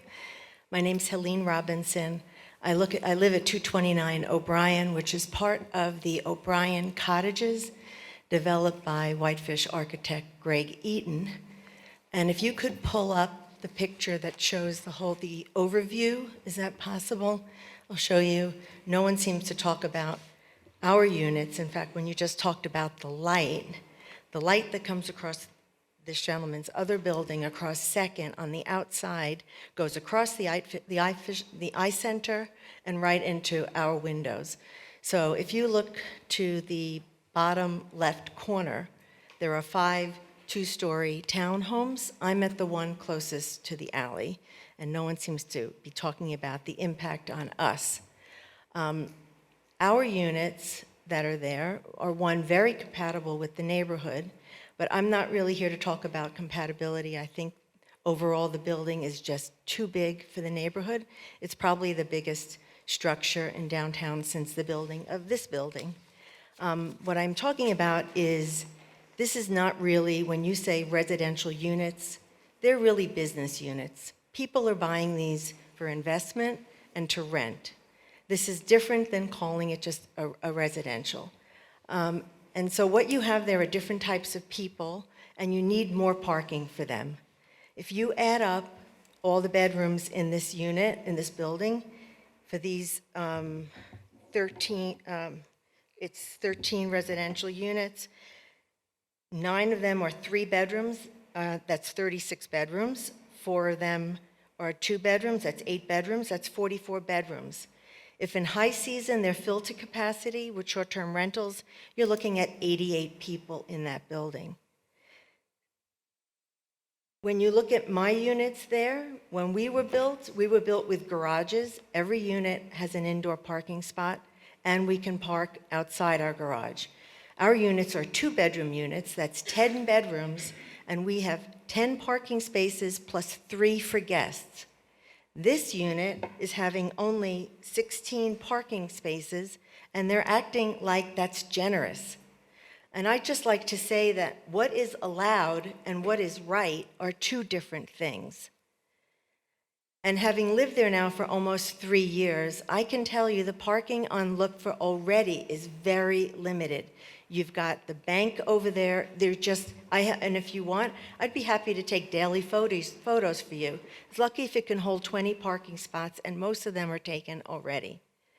And then if you think about the proprietors of the commercial spaces, well, they're going to need a place to park, and they're not going to park on Second. They're going to be looking for parking spots further back. And when I heard that the mailing only went to people 150 feet away, I think you were a little short-sighted. This should have been expanded to people on O'Brien and people going south, because this is going to impact a neighborhood in a big way, not just 150 feet away. So my biggest issue is that it's too big. If you look at the structures that have been built recently for short-term rentals, they're mostly two-bedroom units. You start putting in three-bedroom units, you have big room for parties, guests, there just isn't going to be the space. The noise, the light, I'm just very, very concerned and actually considering selling and leaving, because this is not, again, something for someone who lives there. This whole area is going to be for transients. And that's how I feel about this building. I don't believe anybody's going to buy it to live in as a Whitefish resident. Who wants to live around people coming and going every week from Canada and wherever with their beer parties? So I just wanted to say that there's things about the character. Yes, I agree with, I'm sure other people will talk about that. I'm just feeling like this talk about you're 2 feet away from the lot line or 7 feet away from the lot line. I want to say whoopee-doo. I mean, there was a nice home there with a lot of space around it, and now there's going to be concrete and brick and glass. And I'd like to see maybe some wall or protection from those to the west, if possible, because there's going to be traffic coming from Second, from Lupfa, merging right on the corner of our nice units. So there's more things I could say, but I think I'll leave it at that. And I hope you take my words into consideration and ask for some design changes. I was at the planning meeting. I don't see a single design change since the four of us spoke in opposition to it. And I think that there's room for some changes. Okay, thank you. Thank you, Helene. Natasha, you're on the list if you'd like to speak or take the first turn at it.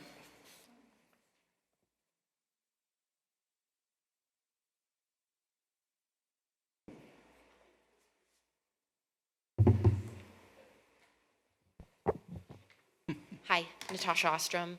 I live at 10 Brewer Way in Kalispell. We own 238 Luffer, which is the one with the white fence making a kind of diagonal, I don't know, some kind of shape, 2 houses down from the proposed building site. I wanted to thank you. I know this is a thankless job, and you guys deal with a lot of emotion, and so I really wanted to thank you for your time, and thank you for allowing me to speak. As you guys know from past history, Mark is a very successful developer. He's great at this. I can, as a developer myself, can only aspire to be as successful as Mark is. So I know he will take the public voice and your recommendation and build an even better building, one that fits more within downtown Whitefish, more within the character, and looks even more beautiful, because I know he'll make a beautiful building. And I know as a conditional use permit, which is what he's asking for, when I was told with my development, it's not automatically assumed to be granted, and there has to be, I can't remember the word, concessions, and those should be relative and proportional to the conditional uses he's asking for, which with the number of units, 13 versus 4 automatically allowed, and the square footage, I think it was 32,000 square feet versus the 7,500 square feet, that these are big asks, so he can make proportional concessions. So I would love to make some suggestions on what those could be. One of them is the parking. He does have 2 extra parking spaces than what's required. 14 required, he has 16. That's, I think, 16% more. My building needed 33% more, and that's just a big difference. He could do this by doing more parking or reducing the number of units. I'm sure the public would even love a reduction in the number of bedrooms. These are things that could help public opinion. Another thing is The alley, no, another thing is the setbacks. I know we talked about the 25-foot, and that's required along Luffer because that's prevailing setback. I think there was 7 and 5 and on different areas. Again, I'm really glad he's doing setbacks. We just want them to be in proportion to what he's asking, which on this size of building is a big ask. Also, the parking along the alleyway off Luffer, I'm really glad he's going to pave that alleyway because it needs it. But I don't see many guests coming along the alleyway and then driving diagonal to their parking spot and turning. They're going to drive up the north-south alleyway, and that's not planning on being paved. So he could add that, and then that would really help because the amount of traffic that currently goes on that alleyway is like 3 homes usually, and so it's going to double. So, and that alleyway needs some love. I think also by changing the setbacks and increasing those, it's going to reduce the overall bulk of the building, which is a main concern from a lot of the public. It's just a bigger building than anything else, within the 4 directions, a lot bigger, and we want it to be compatible. I'm not worried about Mark coming back with a bunch of little buildings. He's a great developer. He's going to build a beautiful building. This is just his first draft, and I think with public opinion and city council's guidance, he can make an even better draft. So, and I wanted to say that when he comes back with his better draft, with the suggestions, that I want to be the first person up here to say, I support this building, and that he's been a great developer for Whitefish, and he's making the changes that we've requested. So, thanks. Thanks, Natasha. Anyone else wishing to speak?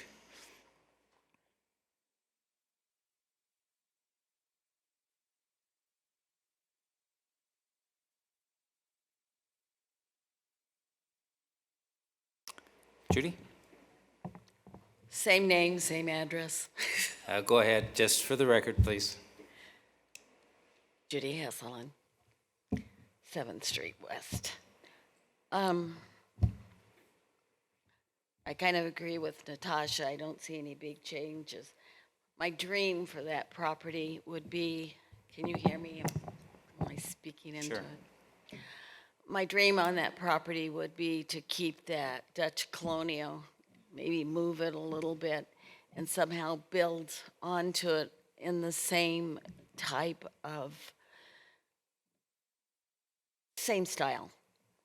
It's a neat building. It's sad that this town does not have any ordinance that says a place over, say, 50 years needs special permits to be moved or whatever, get rid of it because it is historic.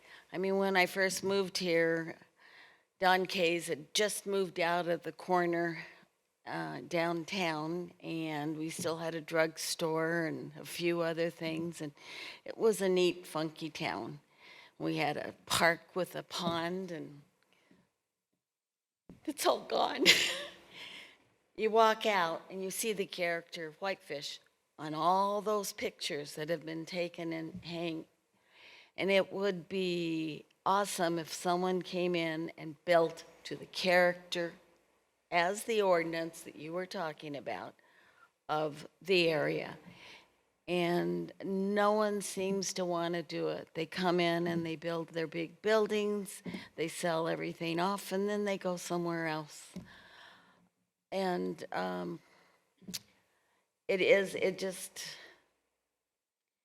the building, okay.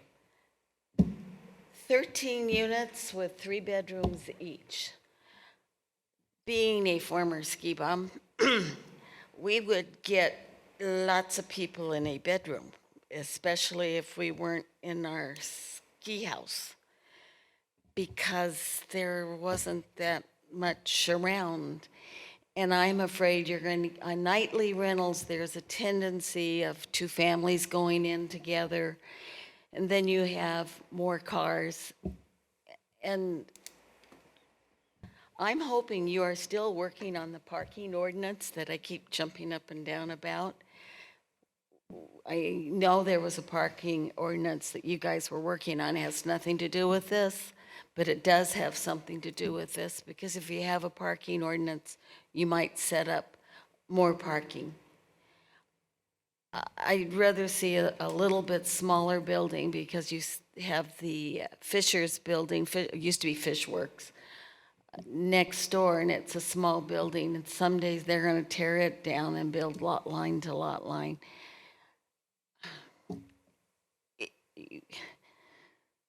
How do we save the character of our town? Why do we want to be any town USA? It could hurt business down the road. We may be unique enough with a lake and a river and a funky town, it won't matter. But I have lived in too many resort towns where they overbuilt and people went to the next resort town. So I'd really like to see something that fit that corner better. I just hate to see our town go bye-bye. Thanks, Judy. Anyone else?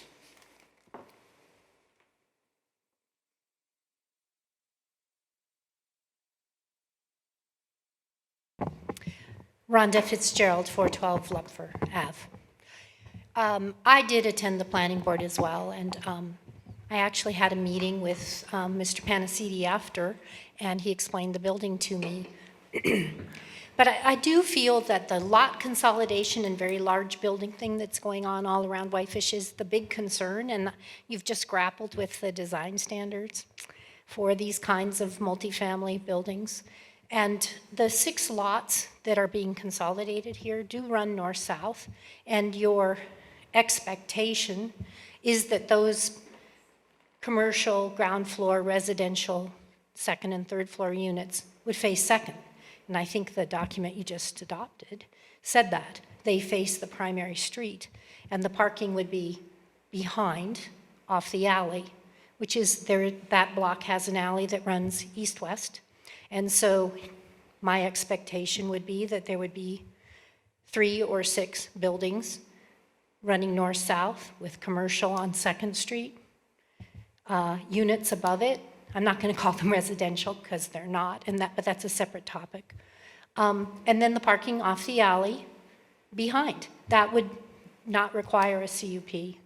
And there would be architectural requirements and screening to screen the buildings further south and so on. This could all happen without a CUP, and I think, frankly, is what should happen. I think that allowing this very massive building oriented to Lupfer instead of to the primary street is not a good trend and doesn't honor the neighborhood character around it. I thought it was ironic that none of the graphics show any of the other buildings around it. They're just of the building in a style that is not consistent with the character of Whitefish. It is consistent with the other 2 big buildings that this team have built, but not with anything else. And your packet also shows all the biggest buildings in town, and this one's taller and bigger than all of the biggest buildings in town, significantly taller than this building. So it's inconsistent with the character, it's inconsistent with the historic neighborhood, it's inconsistent with your expectation for this kind of building, which you just decided faces the primary street with parking behind it. All of those things, I think, are watershed decisions that you're going to make, because they'll either allow or disallow future things like this to happen. And then some side notes. You've got to grapple with your definitions, because when it's a short-term rental, it's not a residence.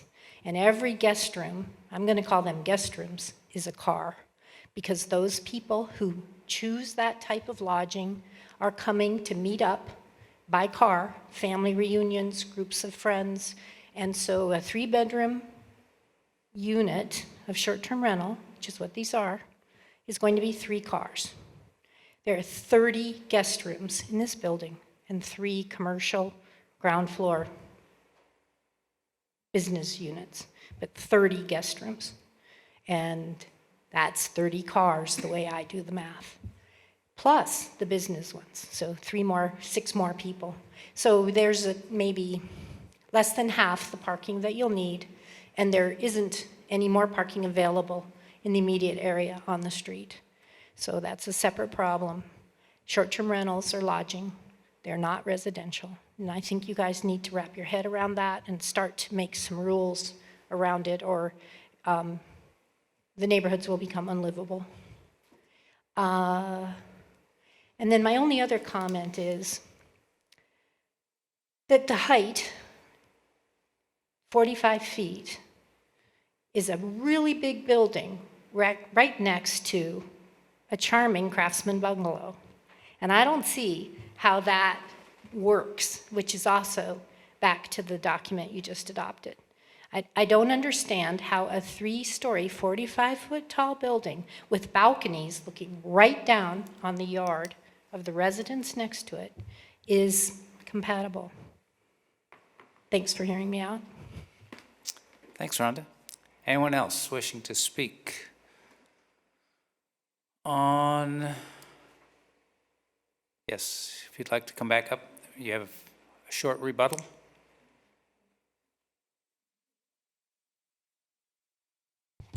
Just a couple things I had in my notes and just answer a couple of questions. They're a little off on their bed count. We do have 5 units that are 3 bedrooms, although one of them's like a loft type room. Mark's unit, which he's keeping on the top floor, it's 2 bedrooms and an office. And that brings up the other point about, who would want to live in this. Mark does. Mark is going to be primarily living in this building full time. He has a young child. They're going to be living in town. So the units that are going to be allocated, the parking garages off of the alley, those are primarily our bigger deluxe units, which our understanding is 3 of the 4 interested buyers for those, they're not going to rent them out. They don't need to. Just something they just going to have.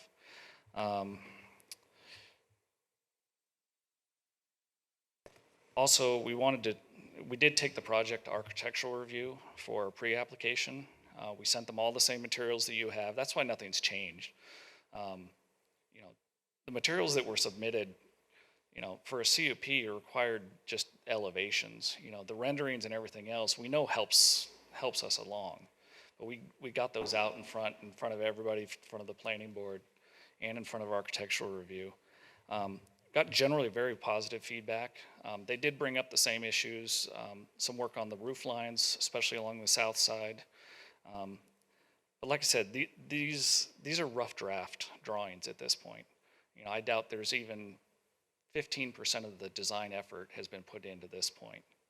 We have a long way to go. We know we're going to have to work our way through architectural review.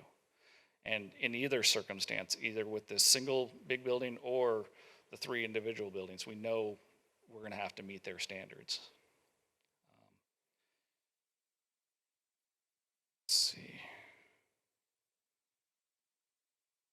Oh, and in terms of height, there's several buildings around that are 45 feet tall. And in point of fact, this building is designed to have a 3rd story on it and will, my guess, eventually be a 45-foot tall building. So that's all I had. Everything? Yep.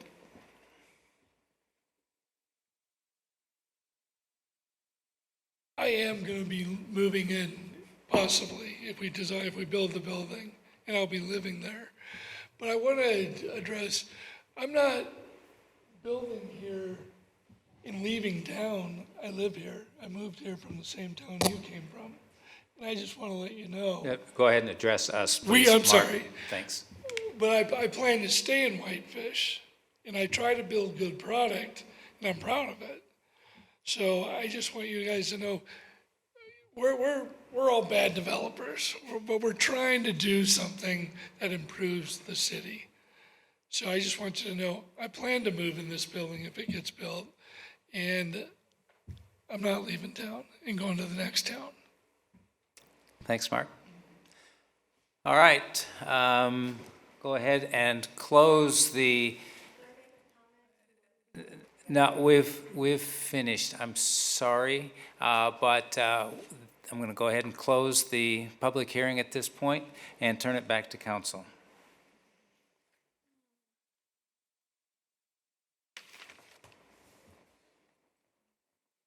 I have a question for Ken.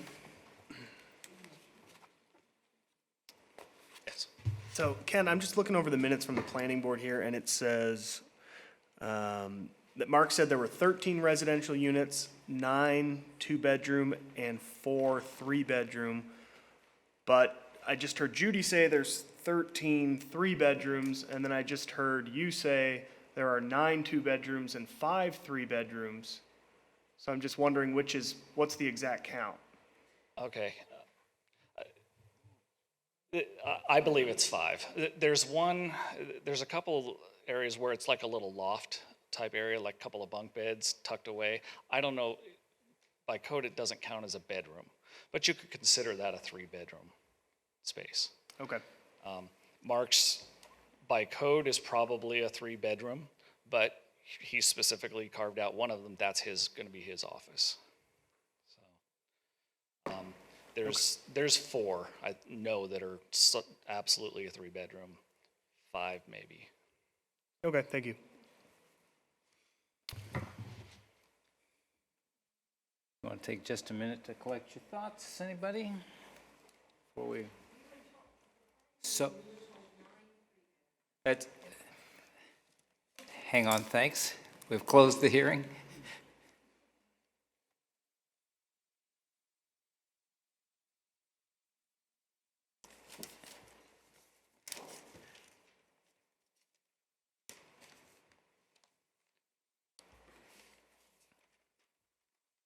Yeah, Frank. This is a little bit of an open-ended question, and it may be rhetorical. You've made reference, Mark, to this being, as far as you know, it's not planned to be short-term rentals, that you're planning to be a permanent resident there, and not short-term rental at, just one moment, and then you can answer my question. That being the case, since you're not building this with short-term rental in mind, how would you feel about restricting those units, those residential units, to not be available for short-term rental as a condition of approval on this matter? Okay. Yeah, I mean, I couldn't do it. okay, thanks. That's all I need to know. Thank you.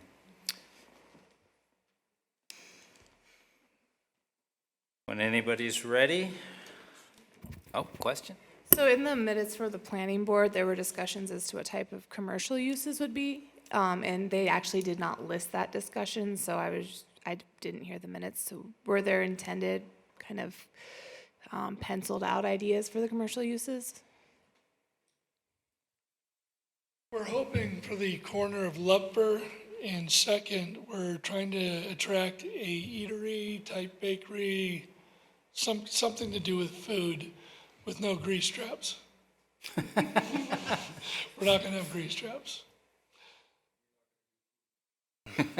Well, we got some interesting, we have some real good perspective people. We're getting on it down. Thanks. And by the way, there are only 4 3-bedroom, 5 including mine that are 3-bedroom. The rest are all 2-bedroom. Thanks.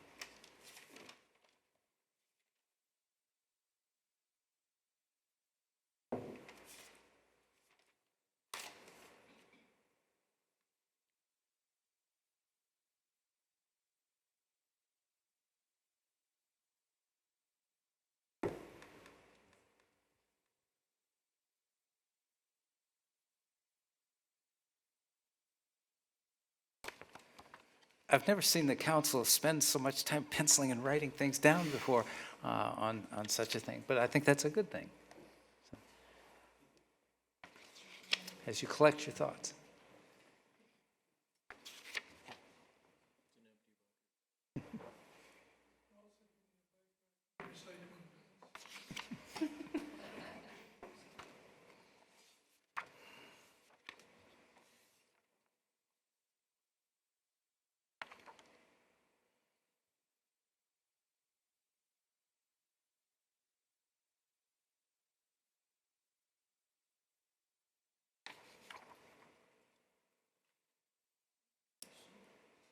Yes, Katie?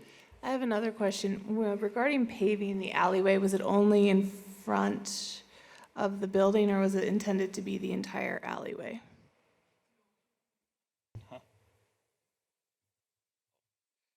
The last time when we did this down on Second Street, because of all the utilities and everything, it was easier just to pave the entire alley full width. Okay. Just like the length of our building, not turning and going to the south. Okay. Just the east-west portion, not the north-south. That's correct. Of the alley. Thanks. Thank you.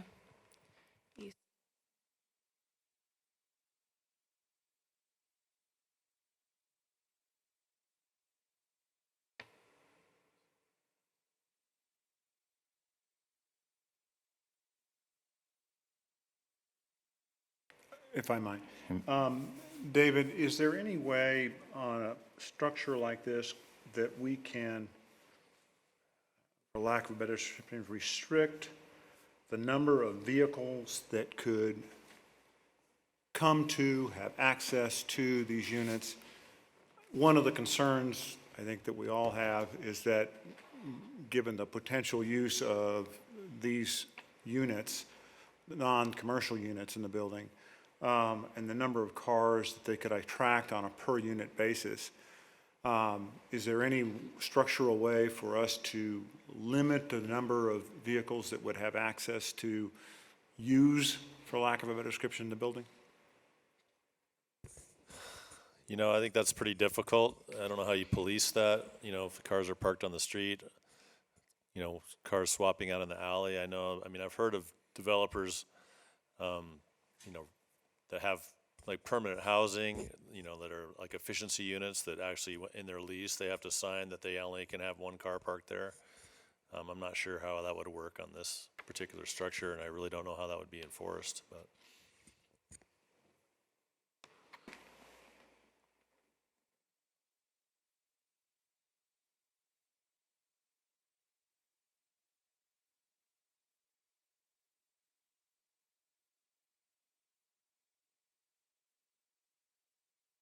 I'll make a motion, at least to move us forward. I'm going to move to deny WCUP 19.06 as recommended by the Whitefish Planning Board on May 16, 2019, with a revised finding of fact number 7 that the proposed project is not compatible with the neighborhood and community because of the context of the existing neighborhood, the overall structural bulk, mass, scale of the proposed building.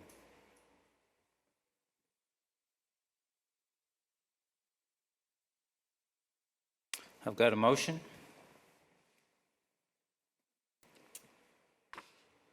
For the purposes of discussion, I'll second. Okay.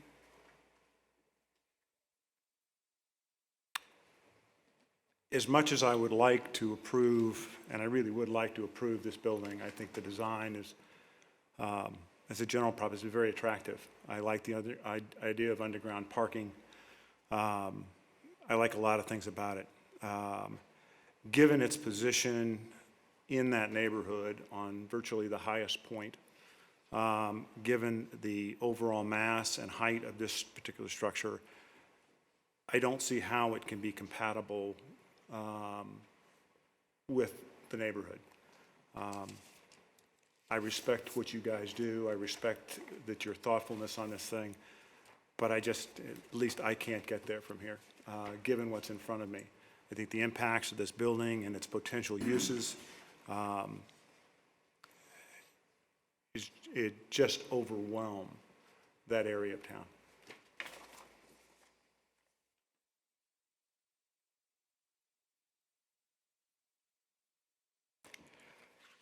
I hear what Frank's saying, but I'm looking at these alternates, and especially page 9.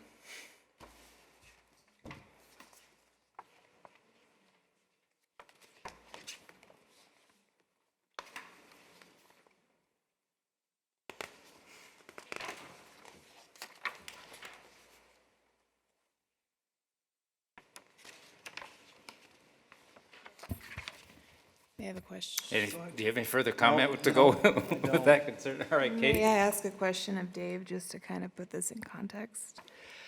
All right, Dave, we're talking about one or the other, what's proposed in front of us versus what you could do use by right.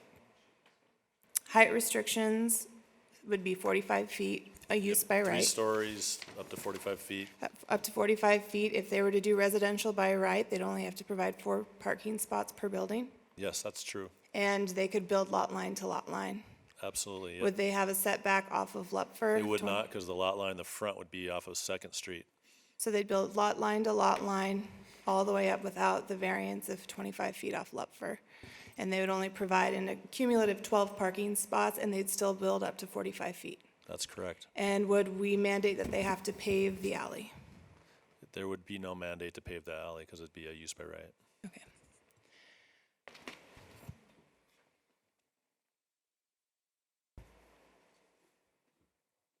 Okay, we have a motion, we have a second. I'm going to weigh in here in that I think that, well, not I think, I'm going to stand by my comments and remarks at the planning board.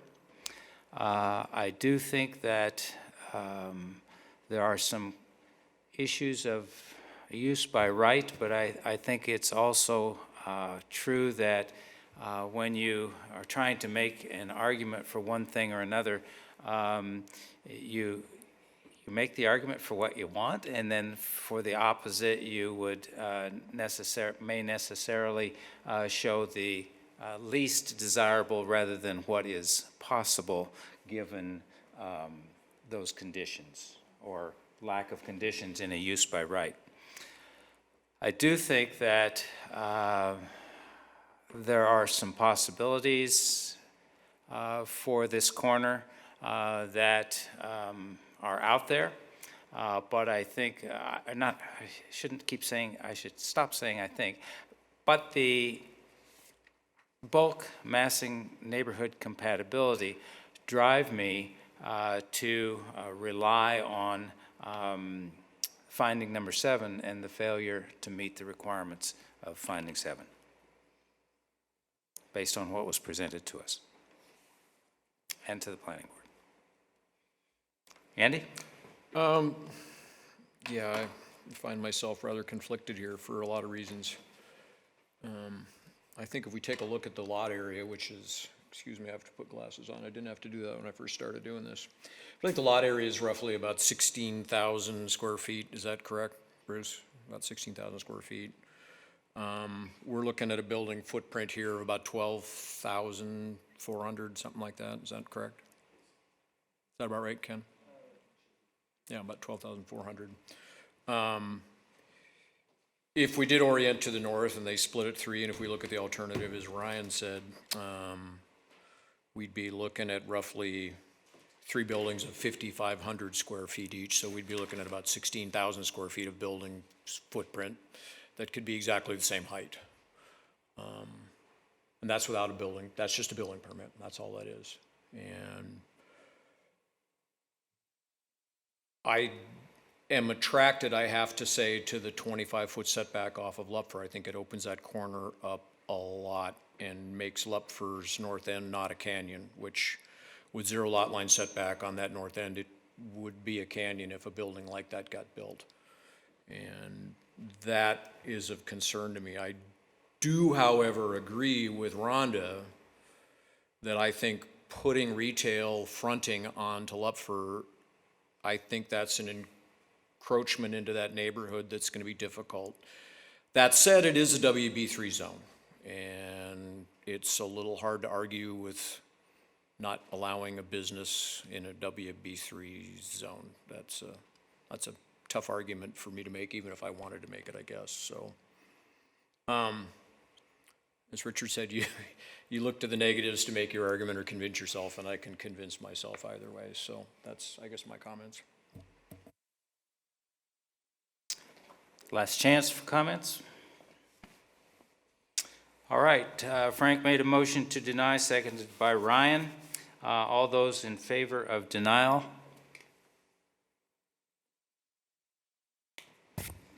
Councilor Sweeney and Councilor Hildner in favor.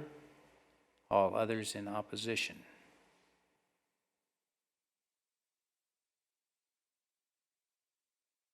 Do we need to come back with one to approve? Or I think we do. So I'll need another motion.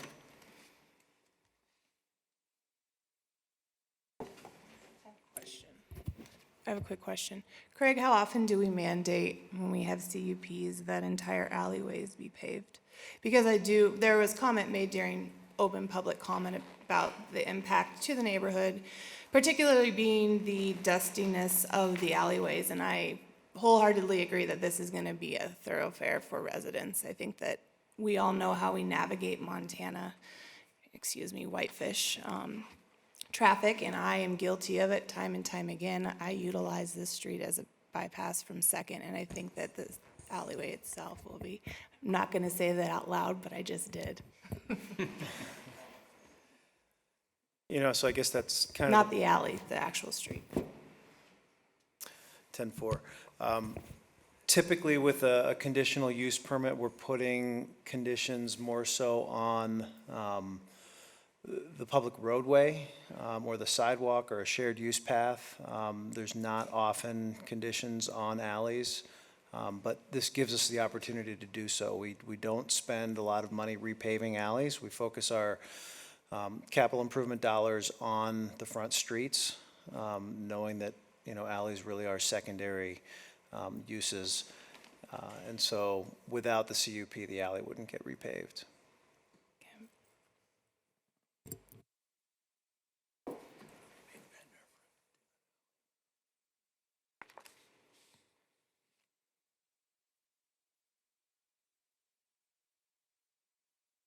Need a motion. Anybody's willing. Hey, Ryan.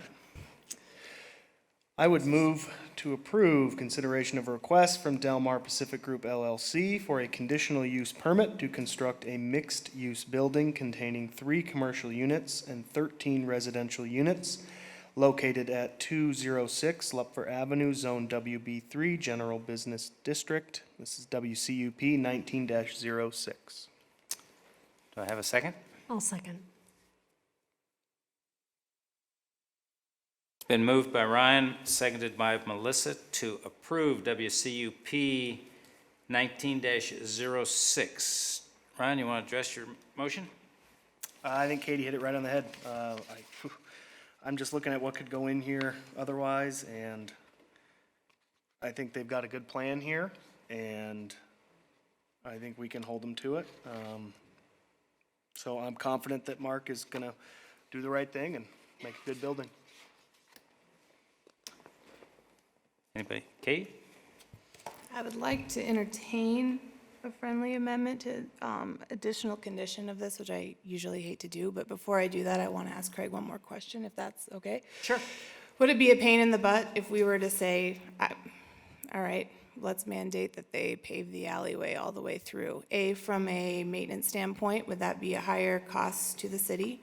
B, would it actually impede on the existing neighbors and neighborhood?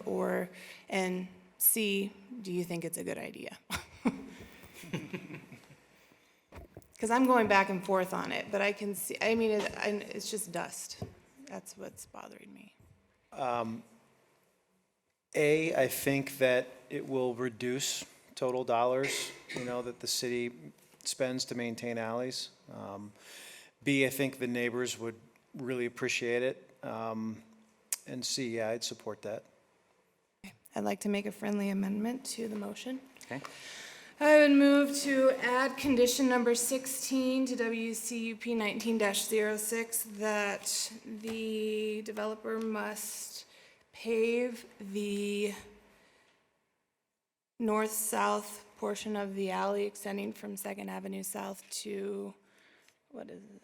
Oh my gosh, is that Third Street, right? East Third? Yep. Yep, that makes sense. It goes in merit order. Got a motion? I'll second. Frank, second.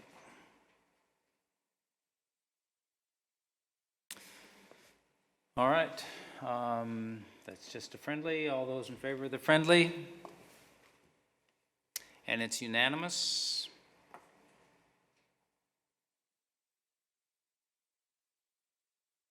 That brings us back to the original motion. Any further discussion? And Andy? Oh, Katie, Andy? Flip a coin? This is a tough Heads, decision. yes. This is a tough decision. I completely understand. I went back and forth. There's a reason why we probably just took 15 minutes in silence up here to make this decision. I understand the impacts that we can potentially have to the neighborhood, but this is a case of what you could get by use by right, what the developer is bringing to the table in terms of alternative options, and what you could have or what you couldn't have. And it's kind of choosing who your neighbor is in a little bit of a sense of a way, meaning we're going to get the setbacks off Lupfer to try and blend into the neighborhood. We're going to get a little additional parking requirements, and we're going to eventually, through architecture review, get something that we like. We have a bigger problem that we keep hearing time and time again from community comment that we have a lot of development coming in and people want to move to Whitefish and our historical neighborhoods are not being preserved. And unfortunately, right now, we do not have anything in our ordinances that can preserve historical neighborhoods, excuse me. And that's something that as a council we'll have to look at, but this is one of those examples of it's developing a WB3 and what you could get by right is something that I don't want to see. I'd rather see this project, so I will vote for it. Thanks, Katie. I'll weigh in since I voted not to approve earlier. I'm concerned that we sometimes are being held hostage, if you will. Maybe that's too strong, but it's the way I feel sometimes, on a use by right issue. And that if you don't give me what I want, I'm going to do a use by right, and boy, I'll make it really look ugly and bad. I have heard the developer and others say that Mr. Panacidi will do a beautiful job with this project. I would also expect that a beautiful job would be done if it was a use by right. So I still believe that we are making a mistake by not considering the full impact of what finding 7 has presented to us.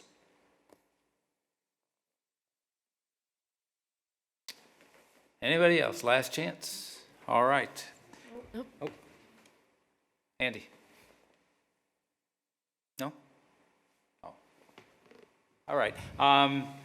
That being said, we have a motion on the table that includes condition number 16. All those in favor of the motion? Those opposed? And it's the same as the reverse was before, with Andy, Ryan, Katie, and Melissa in favor, and Frank and Richard in opposition. And it passes. All right? Thanks. Yeah. We've been here since 5 o'clock. Let's take a 9-minute break, please.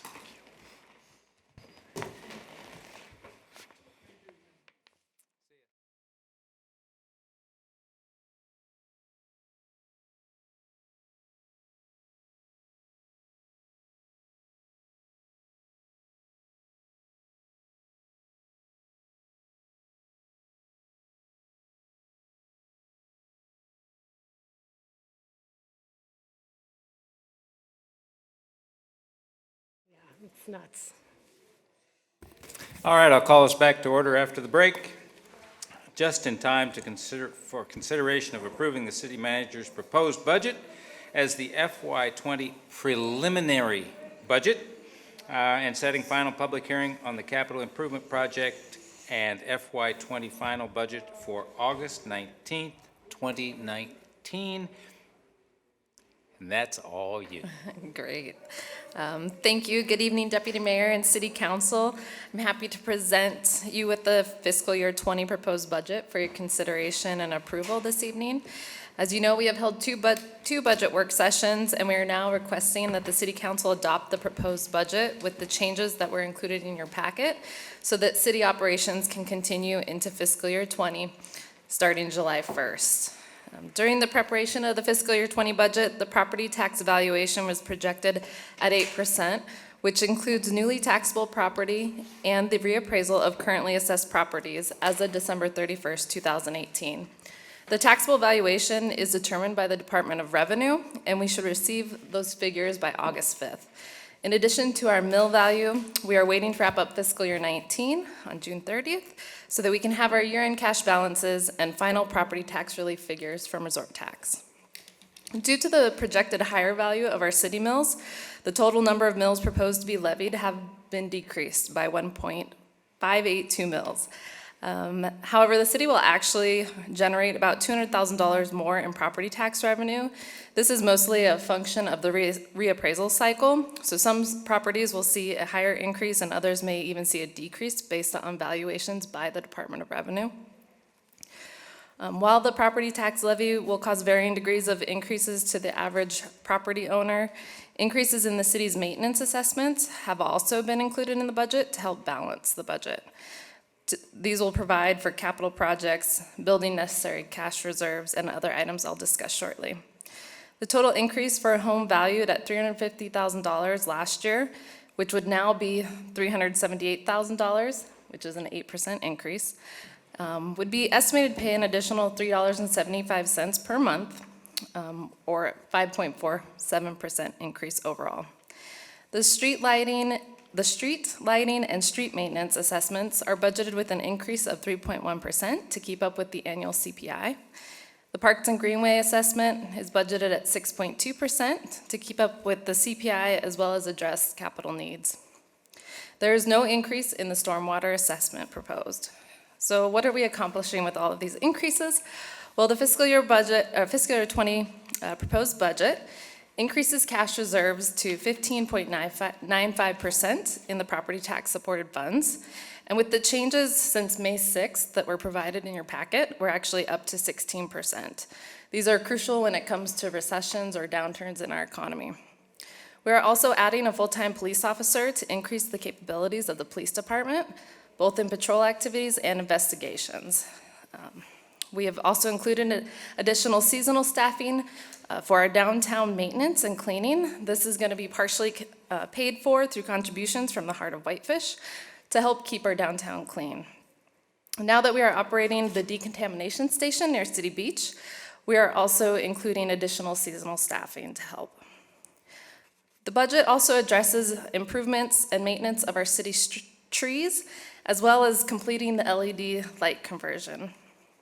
The budget will also address many capital improvement projects, as well as our Whitefish Climate Action Plan. The FY20 proposed budget has a total of about $43 million in expenditures and about $10.5 million in transfers, for a total appropriated budget of $53,518,521. The increase in expenditures, while significant compared to last year, is primarily due to capital projects, specifically the wastewater treatment plant upgrade project, with budgeted expenditures at $9.4 million. This is an increase of $6 million over the prior year. Other capital improvement projects listed below, other capital improvement projects also include the water treatment plant expansion project, Depot Park improvement project, and resort tax funded projects, with State Park Road being the main one. So we continue to address within this budget building cash reserves, adequately funding capital needs, and attempting to reduce unfunded liabilities for retirement payoffs. One item that I'd like you to also provide information for us on is whether or not you would like us to bring forward the water impact fee increase. Back when we did the study, we actually held that one flat while we increased others.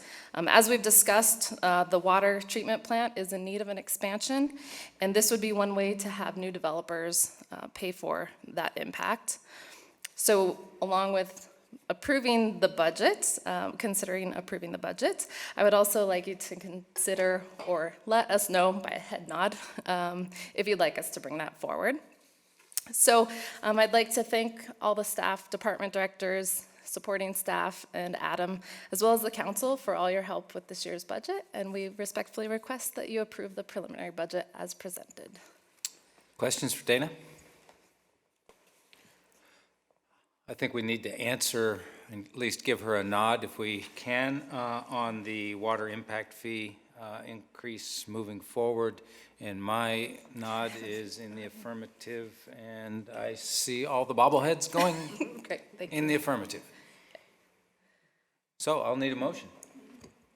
Oh, sorry, public hearing on the budget. Rats all, oh, Bailey? No, just kidding. We did call for a public hearing. I got to be formal here. We did call for a for a public hearing to consider the city manager's proposed budget as described beginning on page 238 of your packet. Not seeing any. Now I'll turn it back to council for a motion and/or discussion. Andy? I would move that we approve the city manager and all department heads' proposed budget as the fiscal year 20 preliminary budget, and setting a final public hearing on capital improvements project and the fiscal year 20 final budget for August 19, 2019. Okay, do I have a second? I'll second.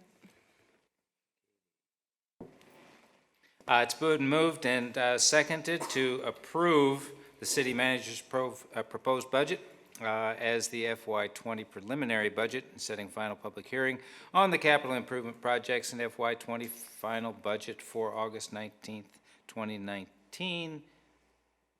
No further discussion. All those in favor? And it passes unanimously. Thank you, Michelle. That moves us on to ordinance 19-14, an ordinance amending Title II, zoning regulations, Chapter 2, zoning districts, Chapter 3, special provisions, and Chapter 9, definitions of the Whitefish City Code, WZTA 19-04 on first reading. Now you can do it. I know. No, I was making a joke earlier. I'm sorry.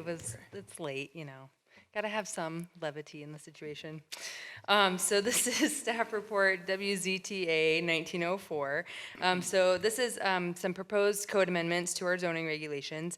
So staff maintains a list of housekeeping zoning text amendments to get to when we have time, things that we come up with over the months.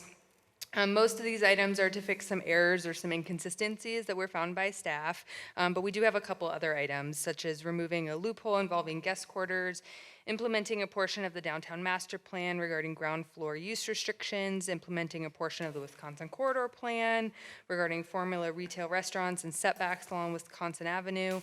And so I'm going to go over those, but just so you know, I'll go over them verbally, but they're all in that Exhibit A, and I mean, I'm happy to go through it section by section if you want me to later. So the first set of amendments is regarding the guest quarters or guest houses. So we are proposing the term guest and domestic worker quarters would be removed from the list of permitted uses within all associated zones within the zoning code, and also removing the definition. We are also clarifying that guest houses can only be detached, and I'll get into that here in a second. But the original intent of guest quarters was that they were to be utilized for someone providing care or service to the resident of the home, or the home itself, potentially containing a kitchen located in a space inside the home. But because a kitchen is permitted, and they typically have a separate bathroom and a separate entrance, the guest quarters become a secondary dwelling unit, or almost like a de facto accessory apartment. under our definitions without a limitation on the size or without a need for a conditional use permit. And basically, it's becoming a loophole for people to get around the requirement for some of these other uses that we're finding that we've observed over time. And it effectively turns the house into almost like a duplex. So once they're installed, we have no way of knowing if they rent these spaces out separately from the main structure. It's been difficult to obtain deed restriction limiting since they're generally a use by right. And so removal of this term from the list of permitted uses in the definition, it doesn't take away an owner's ability to have a guest room without a kitchen or a bonus room above a garage. They can install a second kitchen in their home as long as it's not part of a secondary unit. It all has to be just part of their main structure, so it's all one big building. And they do still have the option of adding an accessory apartment or a detached guest house through the CUP process. And additionally, I just wanted to make a note that as part of that strategic housing plan, we've adopted the Legacy Homes program, but as other tools are coming in as well, accessory dwelling units are a topic that we are proposing to look at and figure out if that process is still what we want to do. So there are some other ways that we could change this for property owners as well. So we are proposing guest and domestic work quarters would be removed since that term would no longer be used in the zoning code. We're also proposing to amend the performance standards for guest houses, and that would be to limit a guest house to be located within a detached structure. Guest houses require a conditional use permit in all zones as well. The performance standards state that a guest house could either be attached to the primary structure or detached, but our definition of guest house currently says that it is a detached structure, accessory to a single-family detached dwelling. And since guest houses have no size limitation, an attached guest house, again, makes a single-family dwelling a duplex as well. The majority of guest houses that we see are detached, and attached ones are difficult to regulate as they are considered guest houses, accessory apartments, or a duplex. And then, so we are recommending that the definition and the performance standards become compatible with each other. So the second amendment is to implement a portion of the downtown master plan, which calls for ground floors of buildings along Central Avenue in the WB3 to be limited to retail, mostly limited to retail uses. Currently, the zoning code prohibits or limits certain uses such as professional offices along Central Avenue from being on the ground floor.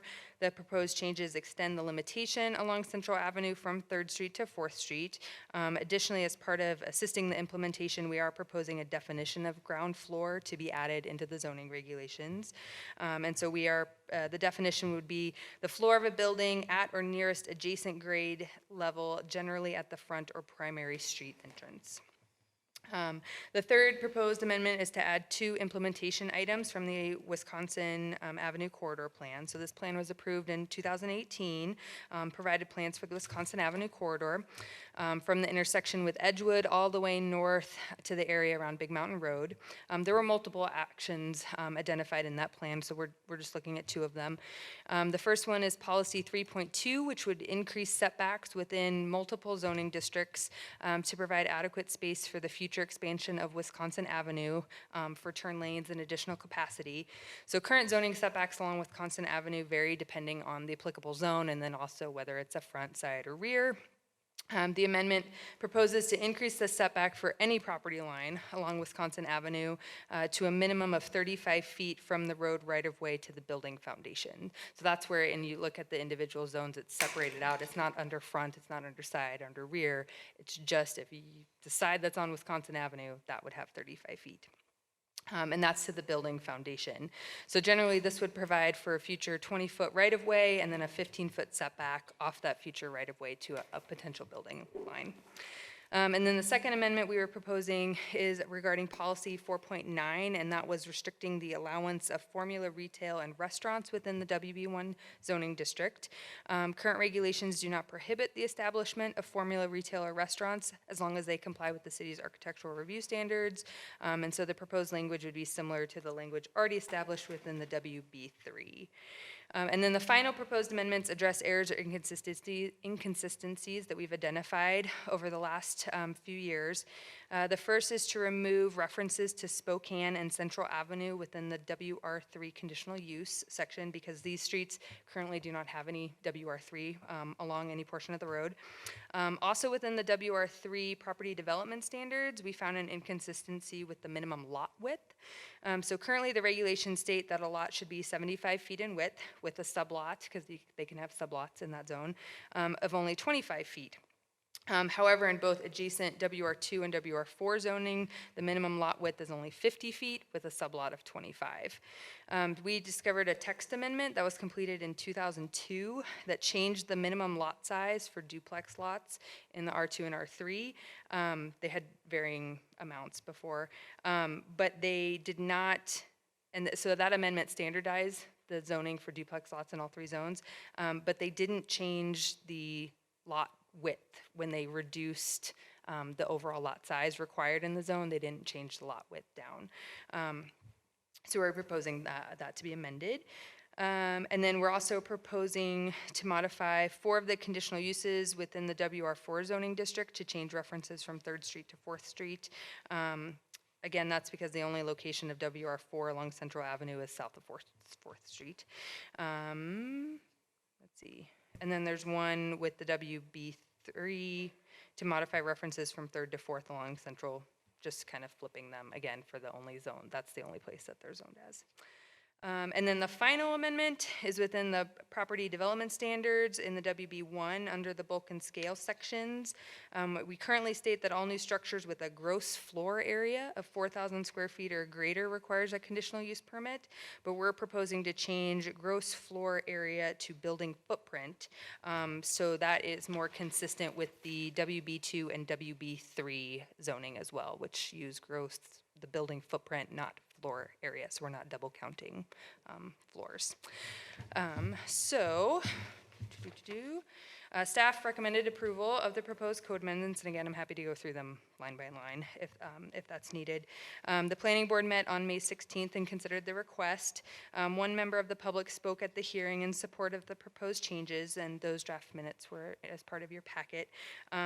Following the public hearing, the planning board did move to recommend approval unanimously, and so that, and that's in the report as well. And I did want to make a note, you guys had one comment that came in this evening after the council packet, and I believe Michelle was going to hand that out to you this evening with concerns about the guest quarters as well. So I'm happy to answer more detailed questions too. Questions for Bailey?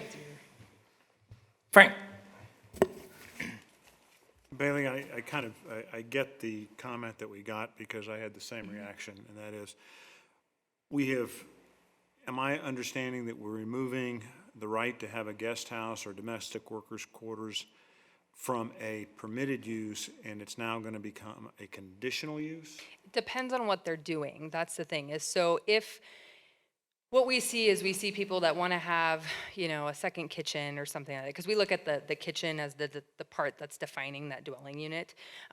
So a lot of times we see if they want to have a second kitchen or a separate area, but it's all within the house, right? It's all connecting, accessing back and forth. There's no way of locking out this room, this part of it separate.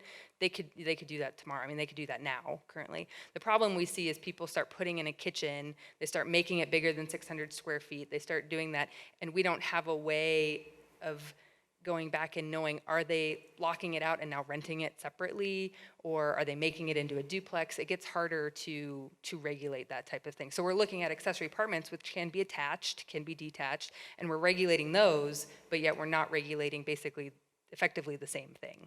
They're just getting around it in a different way, if that helps explain.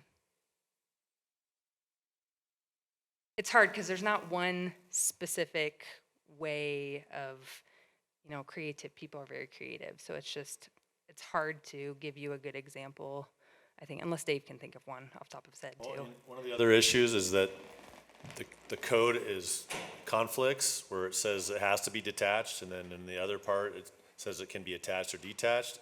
And whenever two code sections conflict, the most restrictive applies. And so technically we can't allow them in a house because there's a section that says it must be detached. but there's the codes in conflict, so we needed to straighten that out because it's the way we've interpreted it. And that's, that's the rule. Whenever two code sections conflict, they have to be the more restrictive.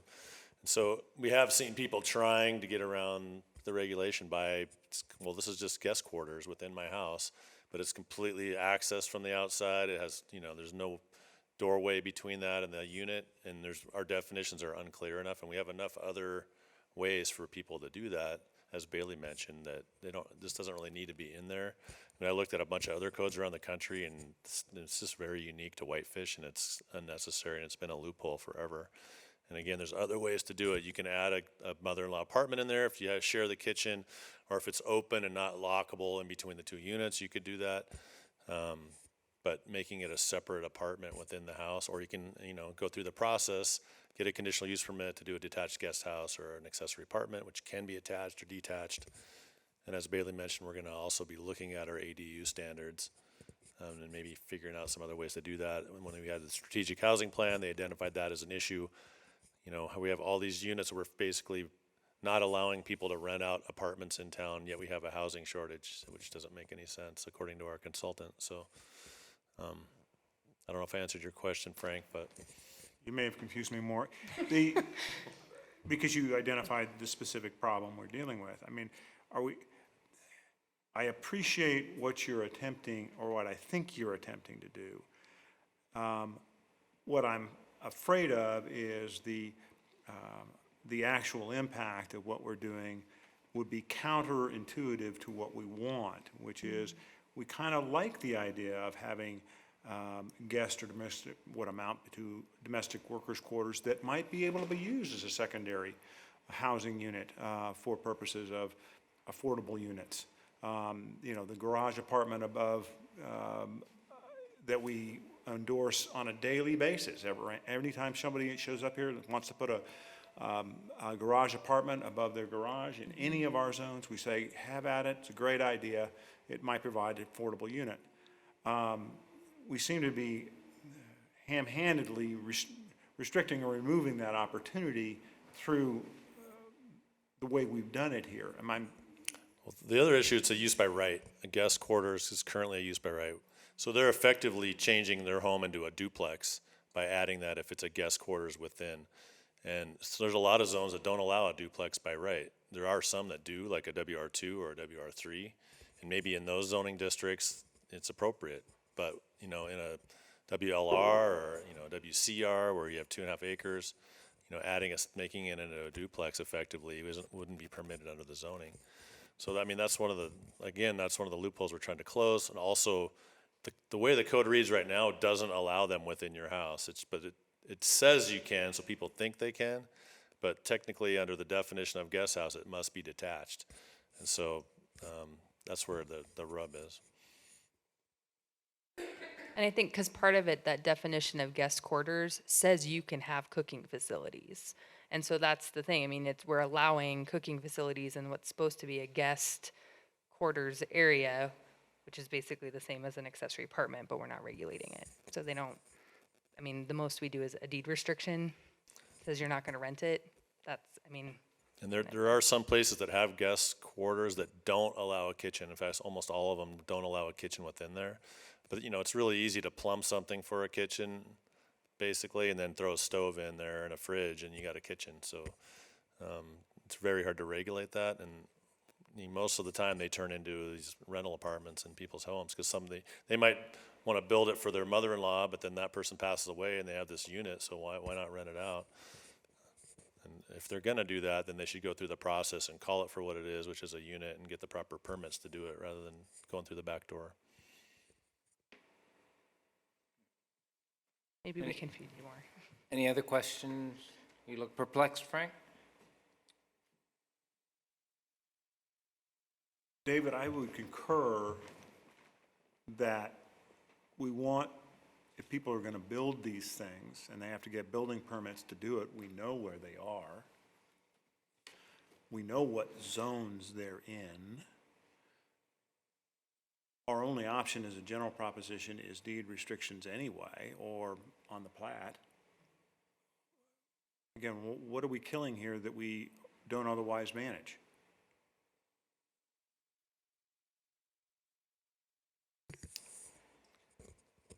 mean, again, it's something that's very difficult to enforce. If we know ahead of time, and they're going through the process, I mean, yeah, with a detached guest house, they have to get a deed restriction.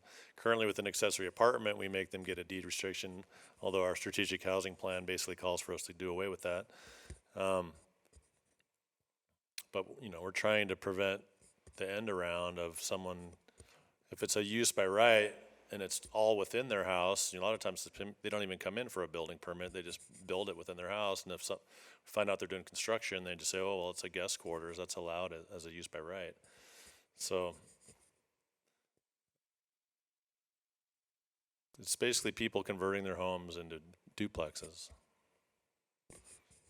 Technically, if it has a kitchen in it and it has a separate entrance, it has a bathroom in there, that's what we call a dwelling unit. So, I mean, a guest quarters, if someone has a place for someone to stay in their home and they want to share the kitchen, we have no problem with that. Okay, so I'm elderly, I need help around the house. I wanted a nurse practitioner to be living in a portion of my house, and I want to put a kitchenette in there for her. What am I doing here? You can do a kitchenette as long as it's not a separate lockable space. So it has its own door that's lockable between the house and the other unit. But once you make it into a thing, we consider that a dwelling unit. So it'd be like, you know, adding again, there's ways to do that within the code, but having it a separate lockable unit with a kitchen and a bathroom, we consider that a dwelling unit, and it's very difficult to regulate. You can still do all those things that you're talking about. All we're doing is limiting the term guest house, guest quarters. Guest quarters. Okay, we eliminate this, David. How do I do what you say I can do? Well, you can add, if you wanted to put a space in your home for a live-in nurse, you could do that as long as it wasn't a lockable space between that and the house. And you could have a kitchenette in there if it's not lockable, or you know, if you wanted to have a kitchen in there, it'd have to be part of your house as well, like a guest room with a little kitchenette. An accessory apartment, CUP. And then you can do it through the process, get a CUP for an accessory apartment.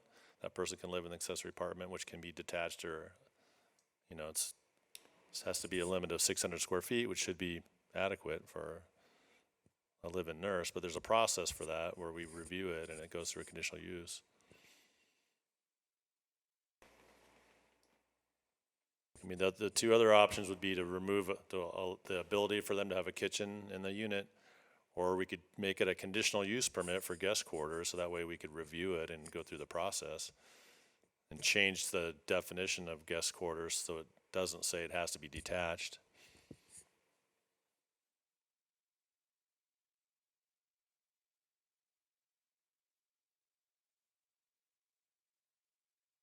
I'm trying to follow our logic here. I see no problems, whether it's lockable or unlockable, David, of having a section of my house that I'm going to use for somebody that's going to help me. Or for that matter, and maybe what we're saying is, if you're going to do that, all you have to do is go through the CUP process so we know it's there. Is that what we're saying? I mean, that's one way to accomplish that, yeah. Because the thing is, it might be a servant quarters now or a guest quarter, but in 10 years, or you sell the house, someone's going to rent it out as a unit. I mean, but unless there's a deed restriction as part of that. That's my point. But there's no requirement in the code right now to have a deed restriction. It's a use by right to have that in your house. And there's no size limitation. That's the other thing. I mean, we're limiting an accessory apartment, but there's no size limit. I mean, is 1,000 square feet, if you have a 2,000 square foot house, I mean, at what point is it accessory to your single family use? I mean, that's the other issue too. So we're saying an accessory apartment, which really is exactly the same thing, but we're saying you're limited in size. We're looking at parking. We're looking at all these other impacts. But a guest quarters that can have a kitchen, that has no size restrictions, no parking requirements, I mean, it's effectively the same thing. And so you do one way, you can do it tomorrow. Just a deed restriction, that's, you know, how do we know you're doing it without somebody complaining about it? How, you know, I mean, that's kind of the thing, is there really a lot of it's the same thing. It's just one way of getting around doing the public process.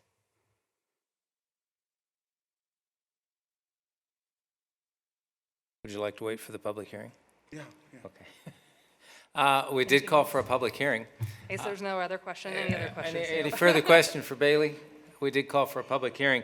Anyone in the public wishing to comment on the ordinance 19-14, WZTA 19-04, found on page 361.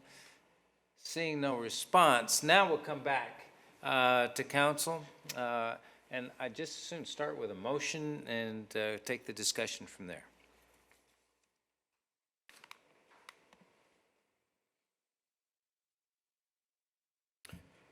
Mr. Deputy Mayor, I would move that we approve ordinance, and we're going to be 19-14, are we correct? Mm-hmm.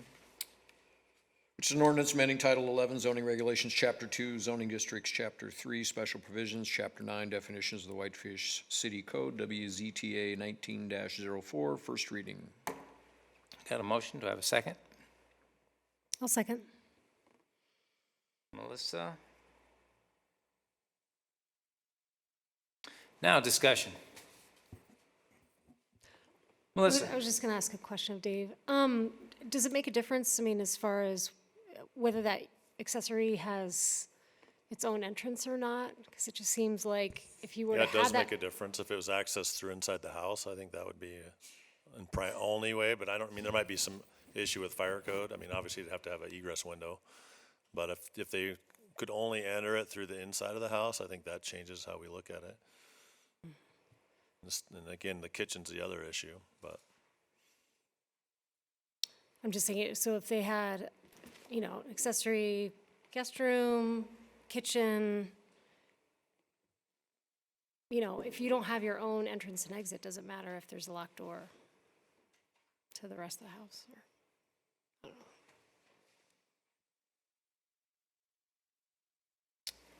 Frank?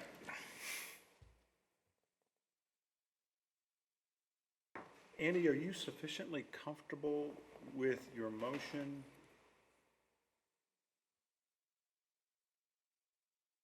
Given, I appreciate the intent of what they're trying to do. I guess I'm just confused by the way we've gone about it in this ordinance. There's not a provision in here that identifies the opportunity for people to do what we want them to be able to do, which is to create quarters if they want to within their house for people to help them, or a guest unit within their house, or detached or unattached, that we would want. There just doesn't seem to be by doing it this way without providing these things as permissible conditional uses and identifying them as such, I'm just uncomfortable with how they're going about it. Some of the other provisions of this as it relates to what we're doing along Spokane or Wisconsin, I get that. That's good with me. This is the one that just kind of gets me stuck. I'm comfortable in motion because it's a lot of items that we're dealing with here, so I think there are a couple of them that maybe need to be dealt with a little bit better. I have some issues probably with the WB1 ban on formula retail also, so I think we're going to probably have some amendments here. I'm probably the only person in this room that has actually lived this, so I had an elderly mother living in a guest house with a caretaker, and I can tell you how the day-to-day works, and you do need to have the ability to have that unit attached. That's key. So saying that they can live in a garage apartment, I'm sorry, that doesn't work. I mean, you can put a doorbell, which we actually did in my mother's bed that rang into her caretaker's space. But I think we need to have some provisions that they can be attached. Kitchenette is important, and separate entrance is important too, because they need to be able to come and go when their person they're taking care of is sleeping and they don't disturb them, even though they typically go in and check when they come home. But yeah, I'm not perfectly comfortable with the way this is. That said, I don't know that I can fix it up here tonight, and I think that we need to understand that we kind of have to look at that one a little more. So with regard to that one, yeah, I'm not 100% convinced we've done the right thing by just eliminating them. But I don't know that we've done the wrong thing either, if there are mechanisms by which people can go through the process. And I think maybe one of the ways to do that would be to just have a little cheat sheet to hand out to people. If somebody comes in and says, hey, I want to do this. If people are de facto turning their homes into duplexes, I think that's a problem. I agree. I concur. You know, unless we go through, you know, housing. Right. And we say this is a good thing, but right now we haven't done that yet. So, I mean, yeah, I'm not fully comfortable with that one. Okay, we've got a motion and a second. No friendlies, huh? I guess I would make a motion for an amendment, Okay. and that would be to change the prohibition on formula retail in WB1 and have formula retail be allowed in WB1, but by conditional use permit. I'll second. Okay, we've got a motion and a second. Let's see, Andy, second, Katie. Discussion? Yeah, the reason I do that is I think that with the case law that Angie provided for us on Thursday or Friday, I believe that was, it convinced me that we might be skating into thinner ice than we really want to on that issue, and that we could potentially open ourselves up. I agree it's perfectly defensible in the WB3, but I think that we might have a difficult time based on what I read in the WB1, and that's the sole purpose of my motion. I have a question for David on that particular friendly. I don't think we have now, but can we develop sufficient architectural standards so that we don't have a 35-foot tall pole with golden arches on it, but it is... So our architectural standards address formula businesses and require them to not use their standard architecture and or signage. So that's already in place in our architectural review standards. Okay. So we won't have a neon strip down Wisconsin? They can have the business, but they have to, at least on the exterior, it's not supposed to look exactly like all the other ones, yeah. Okay. Just need, Frank? May I comment?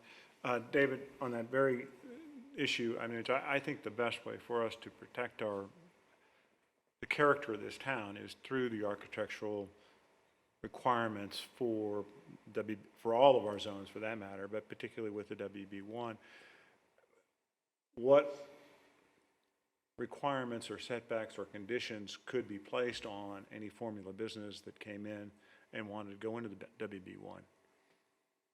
Well, just that, I mean, if it's a conditional use, you know, I mean, we could take some of those architectural standards and make sure that that's a requirement. I mean, ARC is already going to make them do that, but we could add those conditions on there. You know, I don't know about other impacts that you know, if there's an issue with discriminating against a formula restaurant versus a regular restaurant just because it's a formula restaurant with a CUP, and what other kinds of things you're going to look at with a CUP than you would just the basic formula aspects of the aesthetics.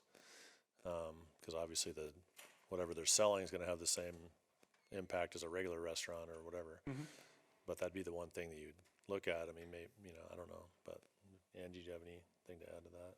You know, I mean, I agree with Dave. It's going to kind of mostly have some of the same impact. But I mean, looking at community compatibility, I think there's some things you could do. I think you could be a little bit more creative, so it's not an actual impact to the neighbors or the community. So we collectively have the tools, or will have the tools to render those things more consistent with the community as opposed to a national brand.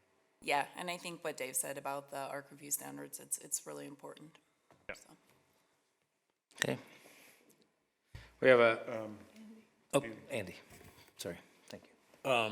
This is not a hill I'm willing to die on, so, I mean, I think it's the right way to go, but if let's take that. If we really want to look at it the other way too and are comfortable to develop a set of findings that we feel good about, then I could support that too, but anyway.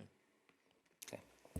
I thought you were going to have another friendly there, and I was going to move us back a step. All right, we have a motion before us from Andy to eliminate the prohibition on formula businesses in WB1, but require said businesses to obtain a CUP. Is that correct? All those in favor?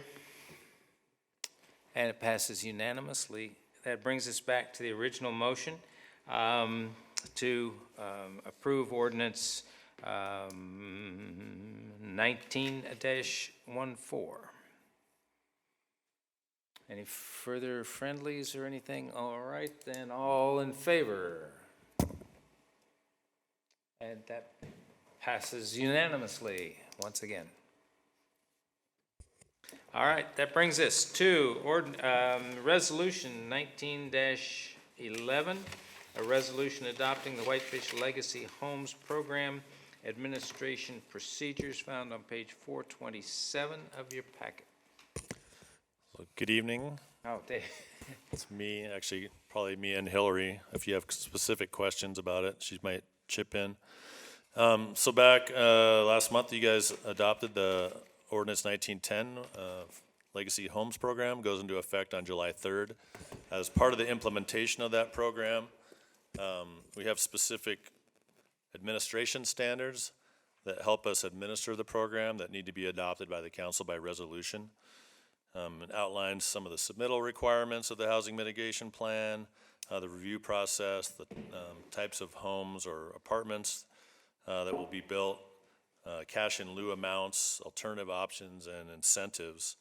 And then it goes into some of the details of eligibility requirements for both the ownership and rental units. And then it kind of outlines who's responsible for different aspects of things. As far as going through the document, I'm not going to go through the whole thing. I assume that you guys had an opportunity to read it. It's fairly lengthy. Page 432 of your packet is where the plan begins. Again, it's just sort of an overview of what we do, and so how it can be administered in-house. And then there's going to be a separate little document that we're going to provide to developers so that they know what their requirements are, just a handout sheet. And then the Housing Authority, we're going to rely on them to have handouts for the public to see who's eligible, find out how they can be part of the program. But this is our in-house standards that will need to be updated every year when the housing and urban development numbers come out for what the area median income is for Flathead County. And that's Appendix A of the document outlines what those numbers are for our county and what like 100% AMI would be for a house with 2 bedrooms. And then it also helps us figure out what our fractional and whole unit fee cash in lieu is. Currently, the fractional unit is $77,954 based on the current 2019 area median income, and the whole unit fee, which if someone's not providing anything on site, they're going to have to pay the whole fee 1.5 times, which is $116,930. So the housing mitigation plan is a big component of any submittal, and that's something that we'll review, and then at the projects that go to the city council that you guys will decide. And that's where they outline how they're going to meet the program.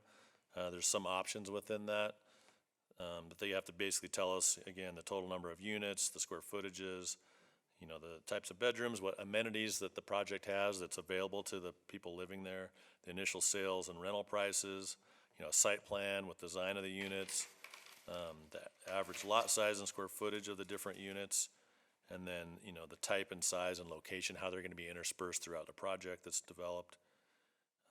And then if they want to change things up a little bit, if there's alternative methods of compliance, there's options within here. If it's in an area that has high taxes, or it's like lakefront property, or maybe it's in an area that allows short-term rentals, then they have the opportunity to do either a cash in lieu, or they might build the units that they're required off-site, or they might work with another developer that has building 100% affordable units to utilize some of their units that they don't need or aren't part of their approval for their project. And so they'll be able to outline all those different options when they submit that, and that's all part of the housing mitigation plan, which will include the deed restriction that will be reviewed by our attorney. So that's kind of the main part of it. It goes through some of the, review process.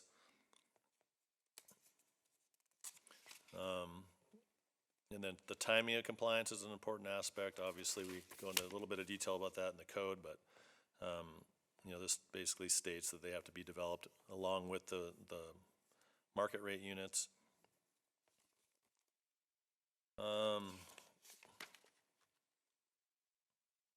The incentives are kind of outlined in here. That's basically the same as in the code, so that's nothing new. It just kind of outlines how those things are administered. It does talk about, if someone's using a PUD and they're developing lots and buildings, that they can only use one of the incentives or the other, but not both. And then the rest of it kind of lays into the details of how people qualify.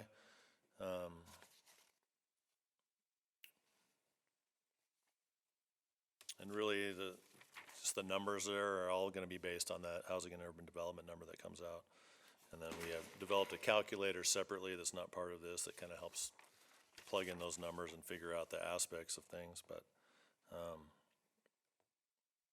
and then the last part kind of outlines the responsibility for administration, what the planning department's supposed to do, what the housing authority's supposed to do, and then the city council's role.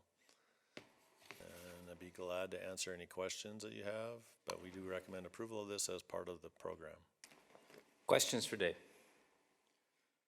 We did call for a public hearing. Any member of the public wish to speak? Thanks, Mary.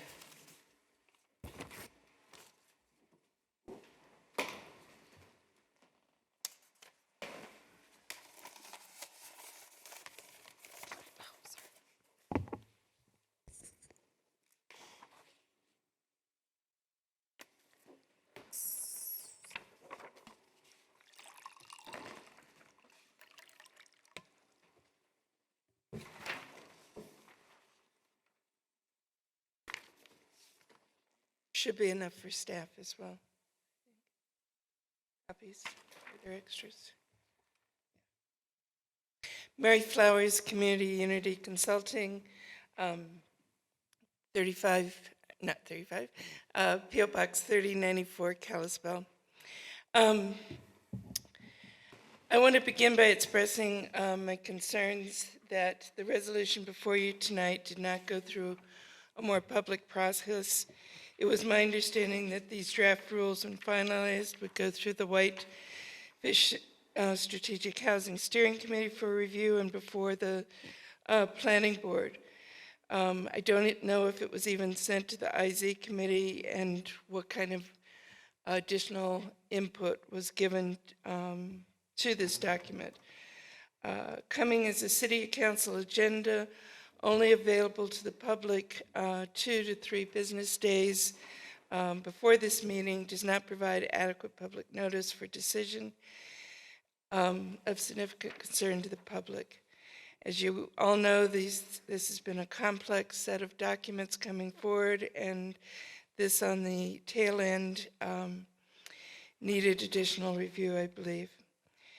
Without a clearly articulated public process for the development and approval of the administrative code and other such documents in keeping with your goals, which, I think it's good to remember they're on the back of every one of your agenda, and I think it wouldn't be bad for the council to review, how you're encouraging, how you encourage and value broad community participation, how you encourage creative approaches to engage public participation, and how you value informed decision-making and take personal and educated responsibility to be educated and to educate. I understand that you value those, but I think looking at how you're really implementing those is something that deserves some fresh attention.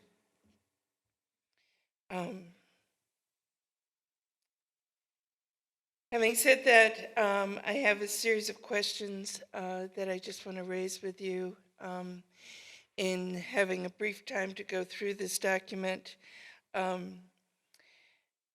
don't understand how housing mitigation plans are finalized. Are they made part of a final plat and conditions of approval so that they are legally binding on a development that comes before you. These administrative rules are being adopted as a resolution and not an ordinance. How do they become part of the city code like your zoning is? And would the city's legal enforcement authority for these rules be stronger as an ordinance or as a resolution? As it appears under the administrative code, that an approval of a housing mitigation plan precedes the public process and the review criteria for the CUP, administrative CUP, PUD, and subdivision approval. As such, does this approval not vest the applicant with development rights or rights to a proposed design plan design such as a site plan? Rather than using the word approval as opposed to a sign-off on the required elements of the plan, which would simply say that they've met the requirements for the information, but it leaves with you more of the approval and final process. I just think you need to look at if you're creating a vesting of rights and allocating authority, more authority to the planning staff to make approval before it comes through a public process. A simple sign-off, I think, doesn't do that, but their approval and further recommendation for approval, I think, is problematic. Don't know if that's confusing in terms of my point, but I can certainly answer questions if it is. There's reference to a legacy homes coordinator, but it's not defined as to who that is. And it appears their role is merely advisory, and that the staff retains final approval authority. But I'm not sure that that's correct. I just would ask you to look at that, and maybe there needs to be somewhere in there a definition of what that position is and who. Is it a new position you're going to be funding and hiring? It's not clear. On page 435 of your packet, or page 5 of the administrative rules, it states the following, which I have there, and in bold: even if the intent is to subdivide only and sell individual vacant lots, the developer is expected to provide legacy homes on site. I'm not sure if what you're saying is that you can't simply sell a lot. If it's a legacy homes, you have to actually build a house on that lot. And I'm not sure how that's enforceable, but I'd just like to hear some discussion and clarification of what that means. I still have problems with the issue of the PUD density, and I think this continues to raise legal concerns with both the density bonus from the Legacy Homes program and added density that might be possible under a PUD, even with a community benefit. I think there's a legal threshold there that is problematic in terms of the underlying zone and what reasonable expectation residents of that district have in terms of the density that can be built in their neighborhood. And finally, I think the document is missing a critical section that clearly spells out how there will be a clear reporting to the public and what must be included in that report on a regular basis that demonstrates that the Legacy Housing Program is on target to meet its goals. And specifically, I think we need to have a breakout on, because ownership units versus rental units are equally recognized in the strategic housing plan as needed and important, and yet I think you're on track to exceed your rental units and not meet your ownership units. And so I think that's really important that the public, and I feel like to date, we haven't seen those kind of figures clearly spelled out. The annual housing report that I brought before you earlier in this process clearly doesn't spell it out, what kind of ownership and rental units are being created. So I think your administrative procedures should clarify how you're going to annually report that and what that should include. Thank you. Thanks, Mary. Anyone else in the public wishing to comment tonight? Seeing none, I'll turn it back to council for a motion. I would prefer a motion and then discussion. I'll move to approve resolution number 19-15, adopting the Whitefish Legacy Homes Program Administration Procedures. Do I have a second? I have a second. I thought it was 19-11. It is 19. Oh, What did I say? thank you. Oh, sorry. I will second, but the amendment 19. that it's resolution 19-11. You're correct. All right, I've got a motion and a second. Any discussion? Katie? I'll speak to this. I'm on the Strategic Housing Committee, and this is kind of, the best way to put it is this is the administrative process for the IZ that we just passed. This is the get down to the grits. This is how we're actually going to implement it once IZ starts working. Who's going to take over, how it's going to happen, which ball goes in which court, and who's going to toss it into the basket. Yeah, that kind of works as a metaphor. Basically, the Housing Authority and the city have partnered together with the IZ program that we've created, and they have to figure out where we're going to put the people who need the rental homes, who need to purchase a home. And the Housing Authority is working also separately on a series of internal regulations and documents so that they will be the point of contact for this whole entire process, while working in conjunction with the city to utilize our staff's resources, including legal, planning, and financial requirements. And we had talked about it in our budget requirement as to the housing coordinator position, which is currently in our budget, but we just don't have the need for a full-time position. And so we're actually splitting it up right now with all of our staff. And I just kind of wanted to let that be known in terms of how this is all running through. Right now, it's running in partnership with the Housing Authority and with city, but soon you will see a presentation by the Strategic Housing Committee and the Whitefish Housing Authority as to how this whole entire thing will work once it's in full gear. But this administrative document is key to getting it kicked off so that we can actually say, this is how we do it. These are the forms that you need to go through, and this is the price points that we need to hit, along with percentages for AMI. Dave, how will we track rentals versus ownership units and make sure that we're reaching that balance or close to it? Well, we're going to keep a spreadsheet of the number of units that are created. There's some software that the Housing Authority is purchasing that helps administer the program, lets them know, just keeps everything updated and has a, can spit out and generate a list of those things. So we'll be able to utilize that. When we come back to the council every year to review that, and we can get the numbers every year, and you guys can take a look at that, and then we can compare that to our strategic housing plan and where we're at. And what happens if we're way out of balance?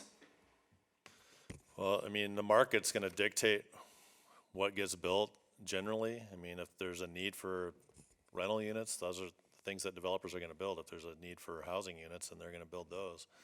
I think with subdivisions, because the types of, requiring a subdivider to build the units when they're land developers, we may see less subdivisions, so there may be an impact on the number of new single-family homes if we run out of available lots until they can figure out a process in order to do that. So, there's a potential for that where we're going to maybe have more rental units at the end of the day, but, we can try to require people to do certain types of units. I don't know if that's possible. That's something we'll have the Strategic Housing Steering Committee will have to evaluate at that point. But, we can try to incentivize the ones that we need But, you know, it's gonna depend on who comes in with a project and who's got the money to build it, so. Okay.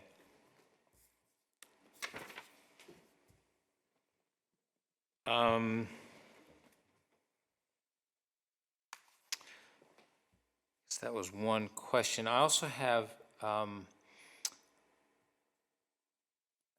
I don't know if now's I'll try it and tell me if it comes in later, but on page 440 in the draft, very last sentence, each LHP rental unit must include a new kitchen, range, and refrigerator hookups for clothes washer, dryer, or laundry on site. And I think that we need to add that the kitchen, range, and refrigerator must be Energy Star rated or equivalent, so that we make sure that we're putting energy efficient, or the best we can come up with in terms of energy efficient appliances. Is that a problem? I don't see a problem with requiring that. Okay. Hillary, you have something to add? Oh, here. Hi, Hillary. We do have something in here about, sorry, I'm a little No, husky. that's okay. There is something in here about energy efficiency that we talked about. And I don't recall if it was, I think it was for the rentals. But what we came up with was that it had to be up to energy standards. So I'm just looking for the language right now. Maybe I won't find it, but I know we have it in there already. But I think building standards require Energy Star, and so maybe that's just the easiest way to do it. Yeah, because we had this discussion about, you know, how do we make sure that we're having those, that the projects are designed to be energy efficient, and we are already requiring that as part of the building code. But I would like to see that the language on the appliances be Energy Star or equivalent. I'll have to have everybody else's approval or nod that that's a good idea. And some people are nodding, some people. Do you want? I mean, I don't think it requires a friendly amendment. We're not doing that. I don't think. But anybody have a problem with it? Adding that reference? Mm-hmm. Make them Energy Star. Looks like we have some agreement there, David. Okay, I have a motion to approve resolution 19. Oh, sorry, Frank. A couple more. Yes. Random as questions. Random. David, what? Your microphone. Excuse me. Am I not on? You're on. I'm on. Oh, good. On the report to council or evaluations of where we are in terms of what kinds of units we're getting, would it make sense for you to present a ongoing tally or with each new development or proposed legacy housing application, to let us know what we're getting and where we are in the count in terms of our percentages and what we need and what we're getting on an ongoing basis? Would that be an appropriate thing in an administrative document such as this to reference that will be done with each project? I mean, it's a little extra work for staff to have to compile that every time, but I mean, that's something you guys wanted, we could probably put that together. But. Well, I guess my question is, it really extra work? I mean, if you're doing this on an ongoing basis, and you would be doing on an annual basis, I assume you'd be tallying it with each development. It seemed like, okay, that would be something you would have a punch about. Okay, we've now added 15 more units, and so we've got whatever we've got. And I'm not trying to make more work for you. What I am trying to do is provide us with real-time data on what we're doing. I guess the other question would be, is it approved units versus built units? Because we know that a lot of things get approved, but they may not get built. And until they have a certificate of occupancy, then they're not really viably in the program. So, you know, there's a lag time between approvals and when things get built. Correct. So that'd be the question of how you would want us to determine that, because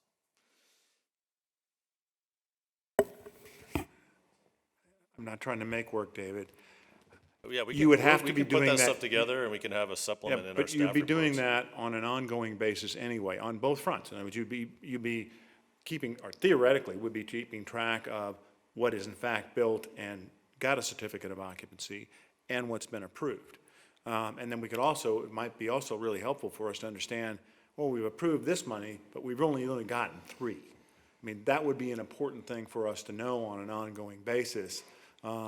It would affect the effectiveness of what we're really doing here, because if it's not getting built, even if we approve it, how effective are we? I mean, I think it would be a helpful metric to be presented to this council on an ongoing basis as these things come through. Yes, Yeah, I no? mean, we can include that, again, with our staff report when things come to council. When we review the housing mitigation plan, we could have a little box that basically shows where we're at in the program, how many rental units versus subdivided lots versus, Great. you know, built units. It's easily done. All right, thank you. Anything else? Poke myself in the eye with a microphone.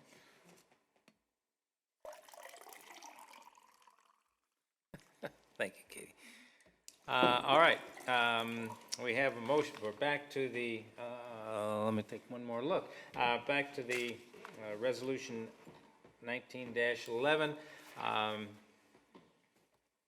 with a couple of minor additions in the reporting thereof.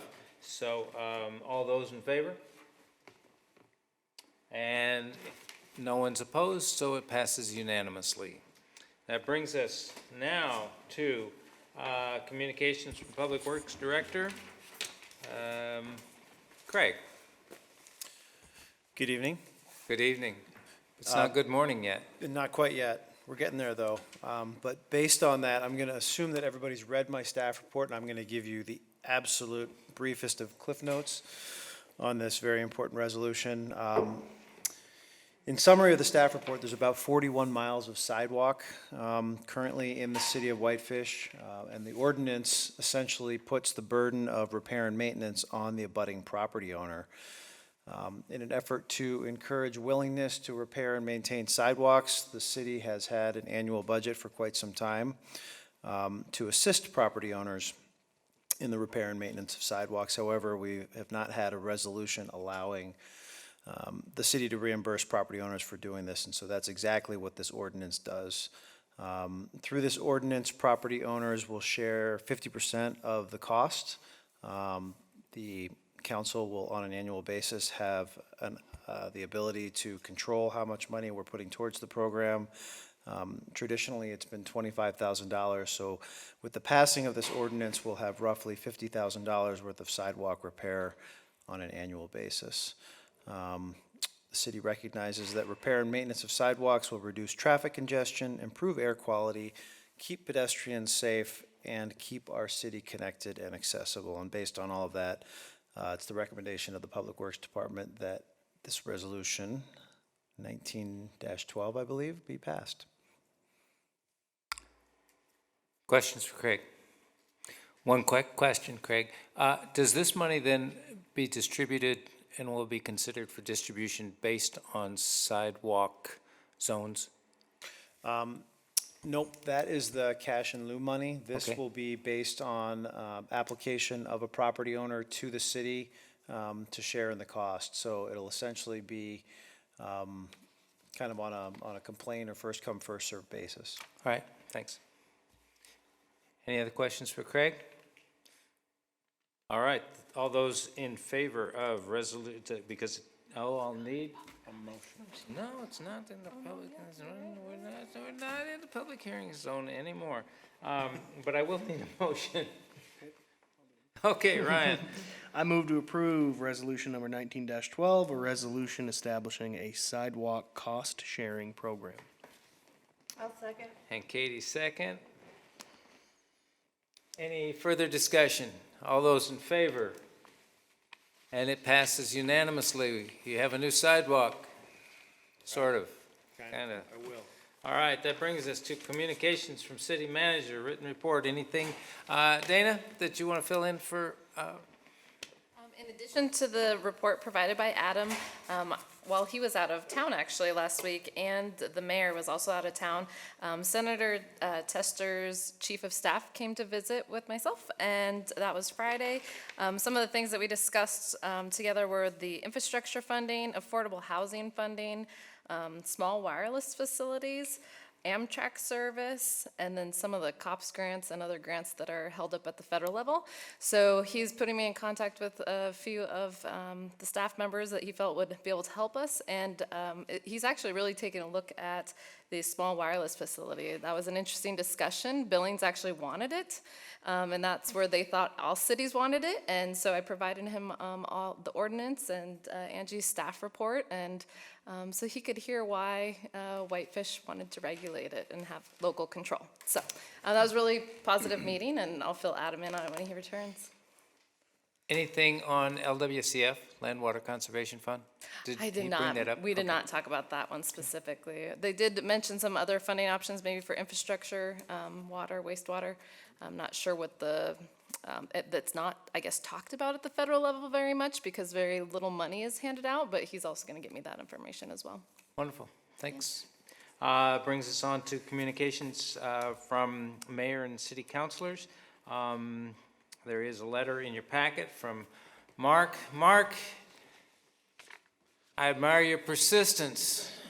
I hope you've enjoyed your evening with us this evening. But now is a time that if anyone wishes to bring this up or have further discussion from the dais, this is the time that we would do that. Anyone wishing to make further comment on, yes? I'm just curious, so if part of the issue that we're having this year is a probiotic that doesn't seem to be as effective, I mean, does the vendor of that probiotic bear any responsibility? Is there, I mean, can we get refunded if it was a product that's? When we first started using the BioLincius product, we asked for a performance guarantee, and they were not willing to provide that. It is a product that numerous case studies have shown successful reduction in biomass and in odors, and I think honestly the probiotic was one of the reasons that we noted a pretty significant reduction in odors in 2017 and 2018, but it didn't come with any kind of performance guarantee. I think in speaking with Steve Harris, who's the lagoon consultant that we worked with in 2016, in speaking with Steve recently, it was his recommendation that we continue to use the BioLincius because we have seen success with it, but that we also consider using an additional oxidizing agent to help further stimulate the probiotic that we're using. So I don't know that we're going to get anything in return or out of BioLincius that produces the product that we're currently using, but we do have a recommendation from our consultant to mix in or begin using another product, which we think will sort of act as a catalyst to that product.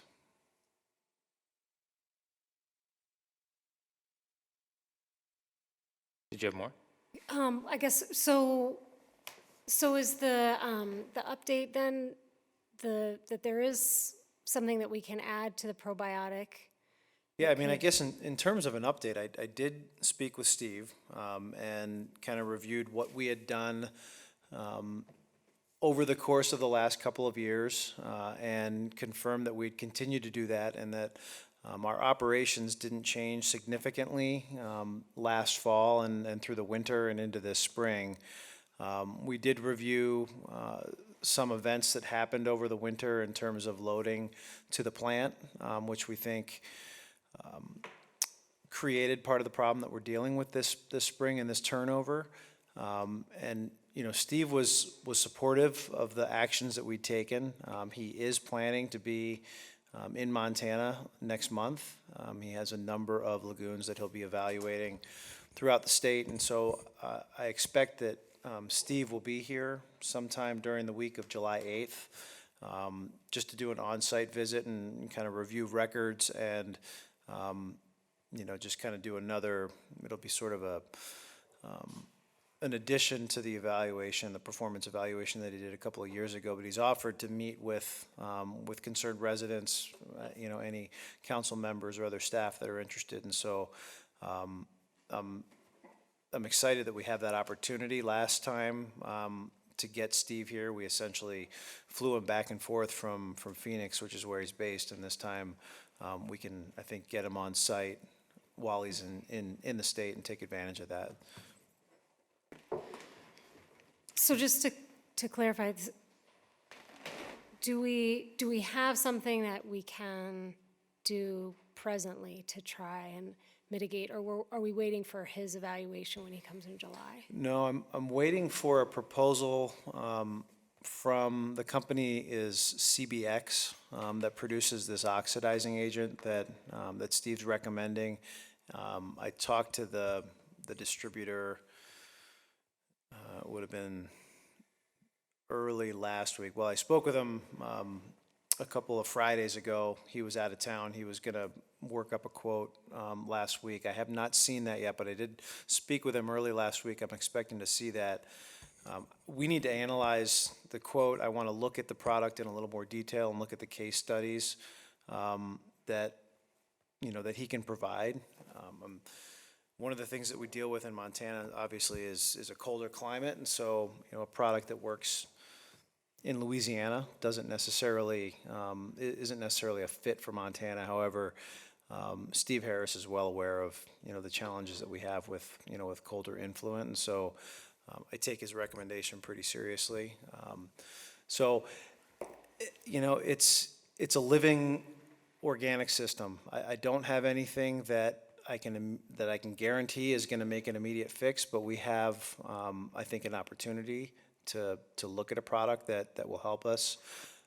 And I think having Steve here later this year, later this summer, will give us a chance to see if there's any other operational changes that we need to make in the next couple of months while we have all of the biological activity going on in the lagoon that will help for a better spring turnover next year and perhaps the following year.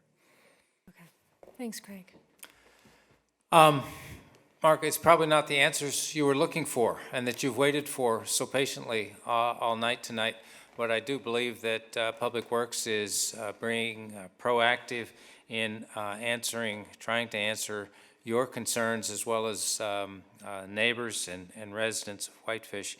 And I know that Craig will continue to address the issue in a timely and professional manner.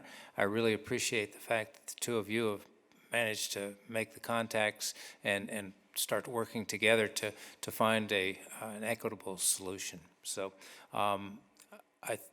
yes, Craig? Yeah, I was just going to mention, some of the other things in Mark's request deal with, moving on into the mechanical system that we'll be putting online here in a couple of years. And as part of the process of upgrading to a mechanical plant, we will have to manage the sludge that remains in the lagoons. And there will be a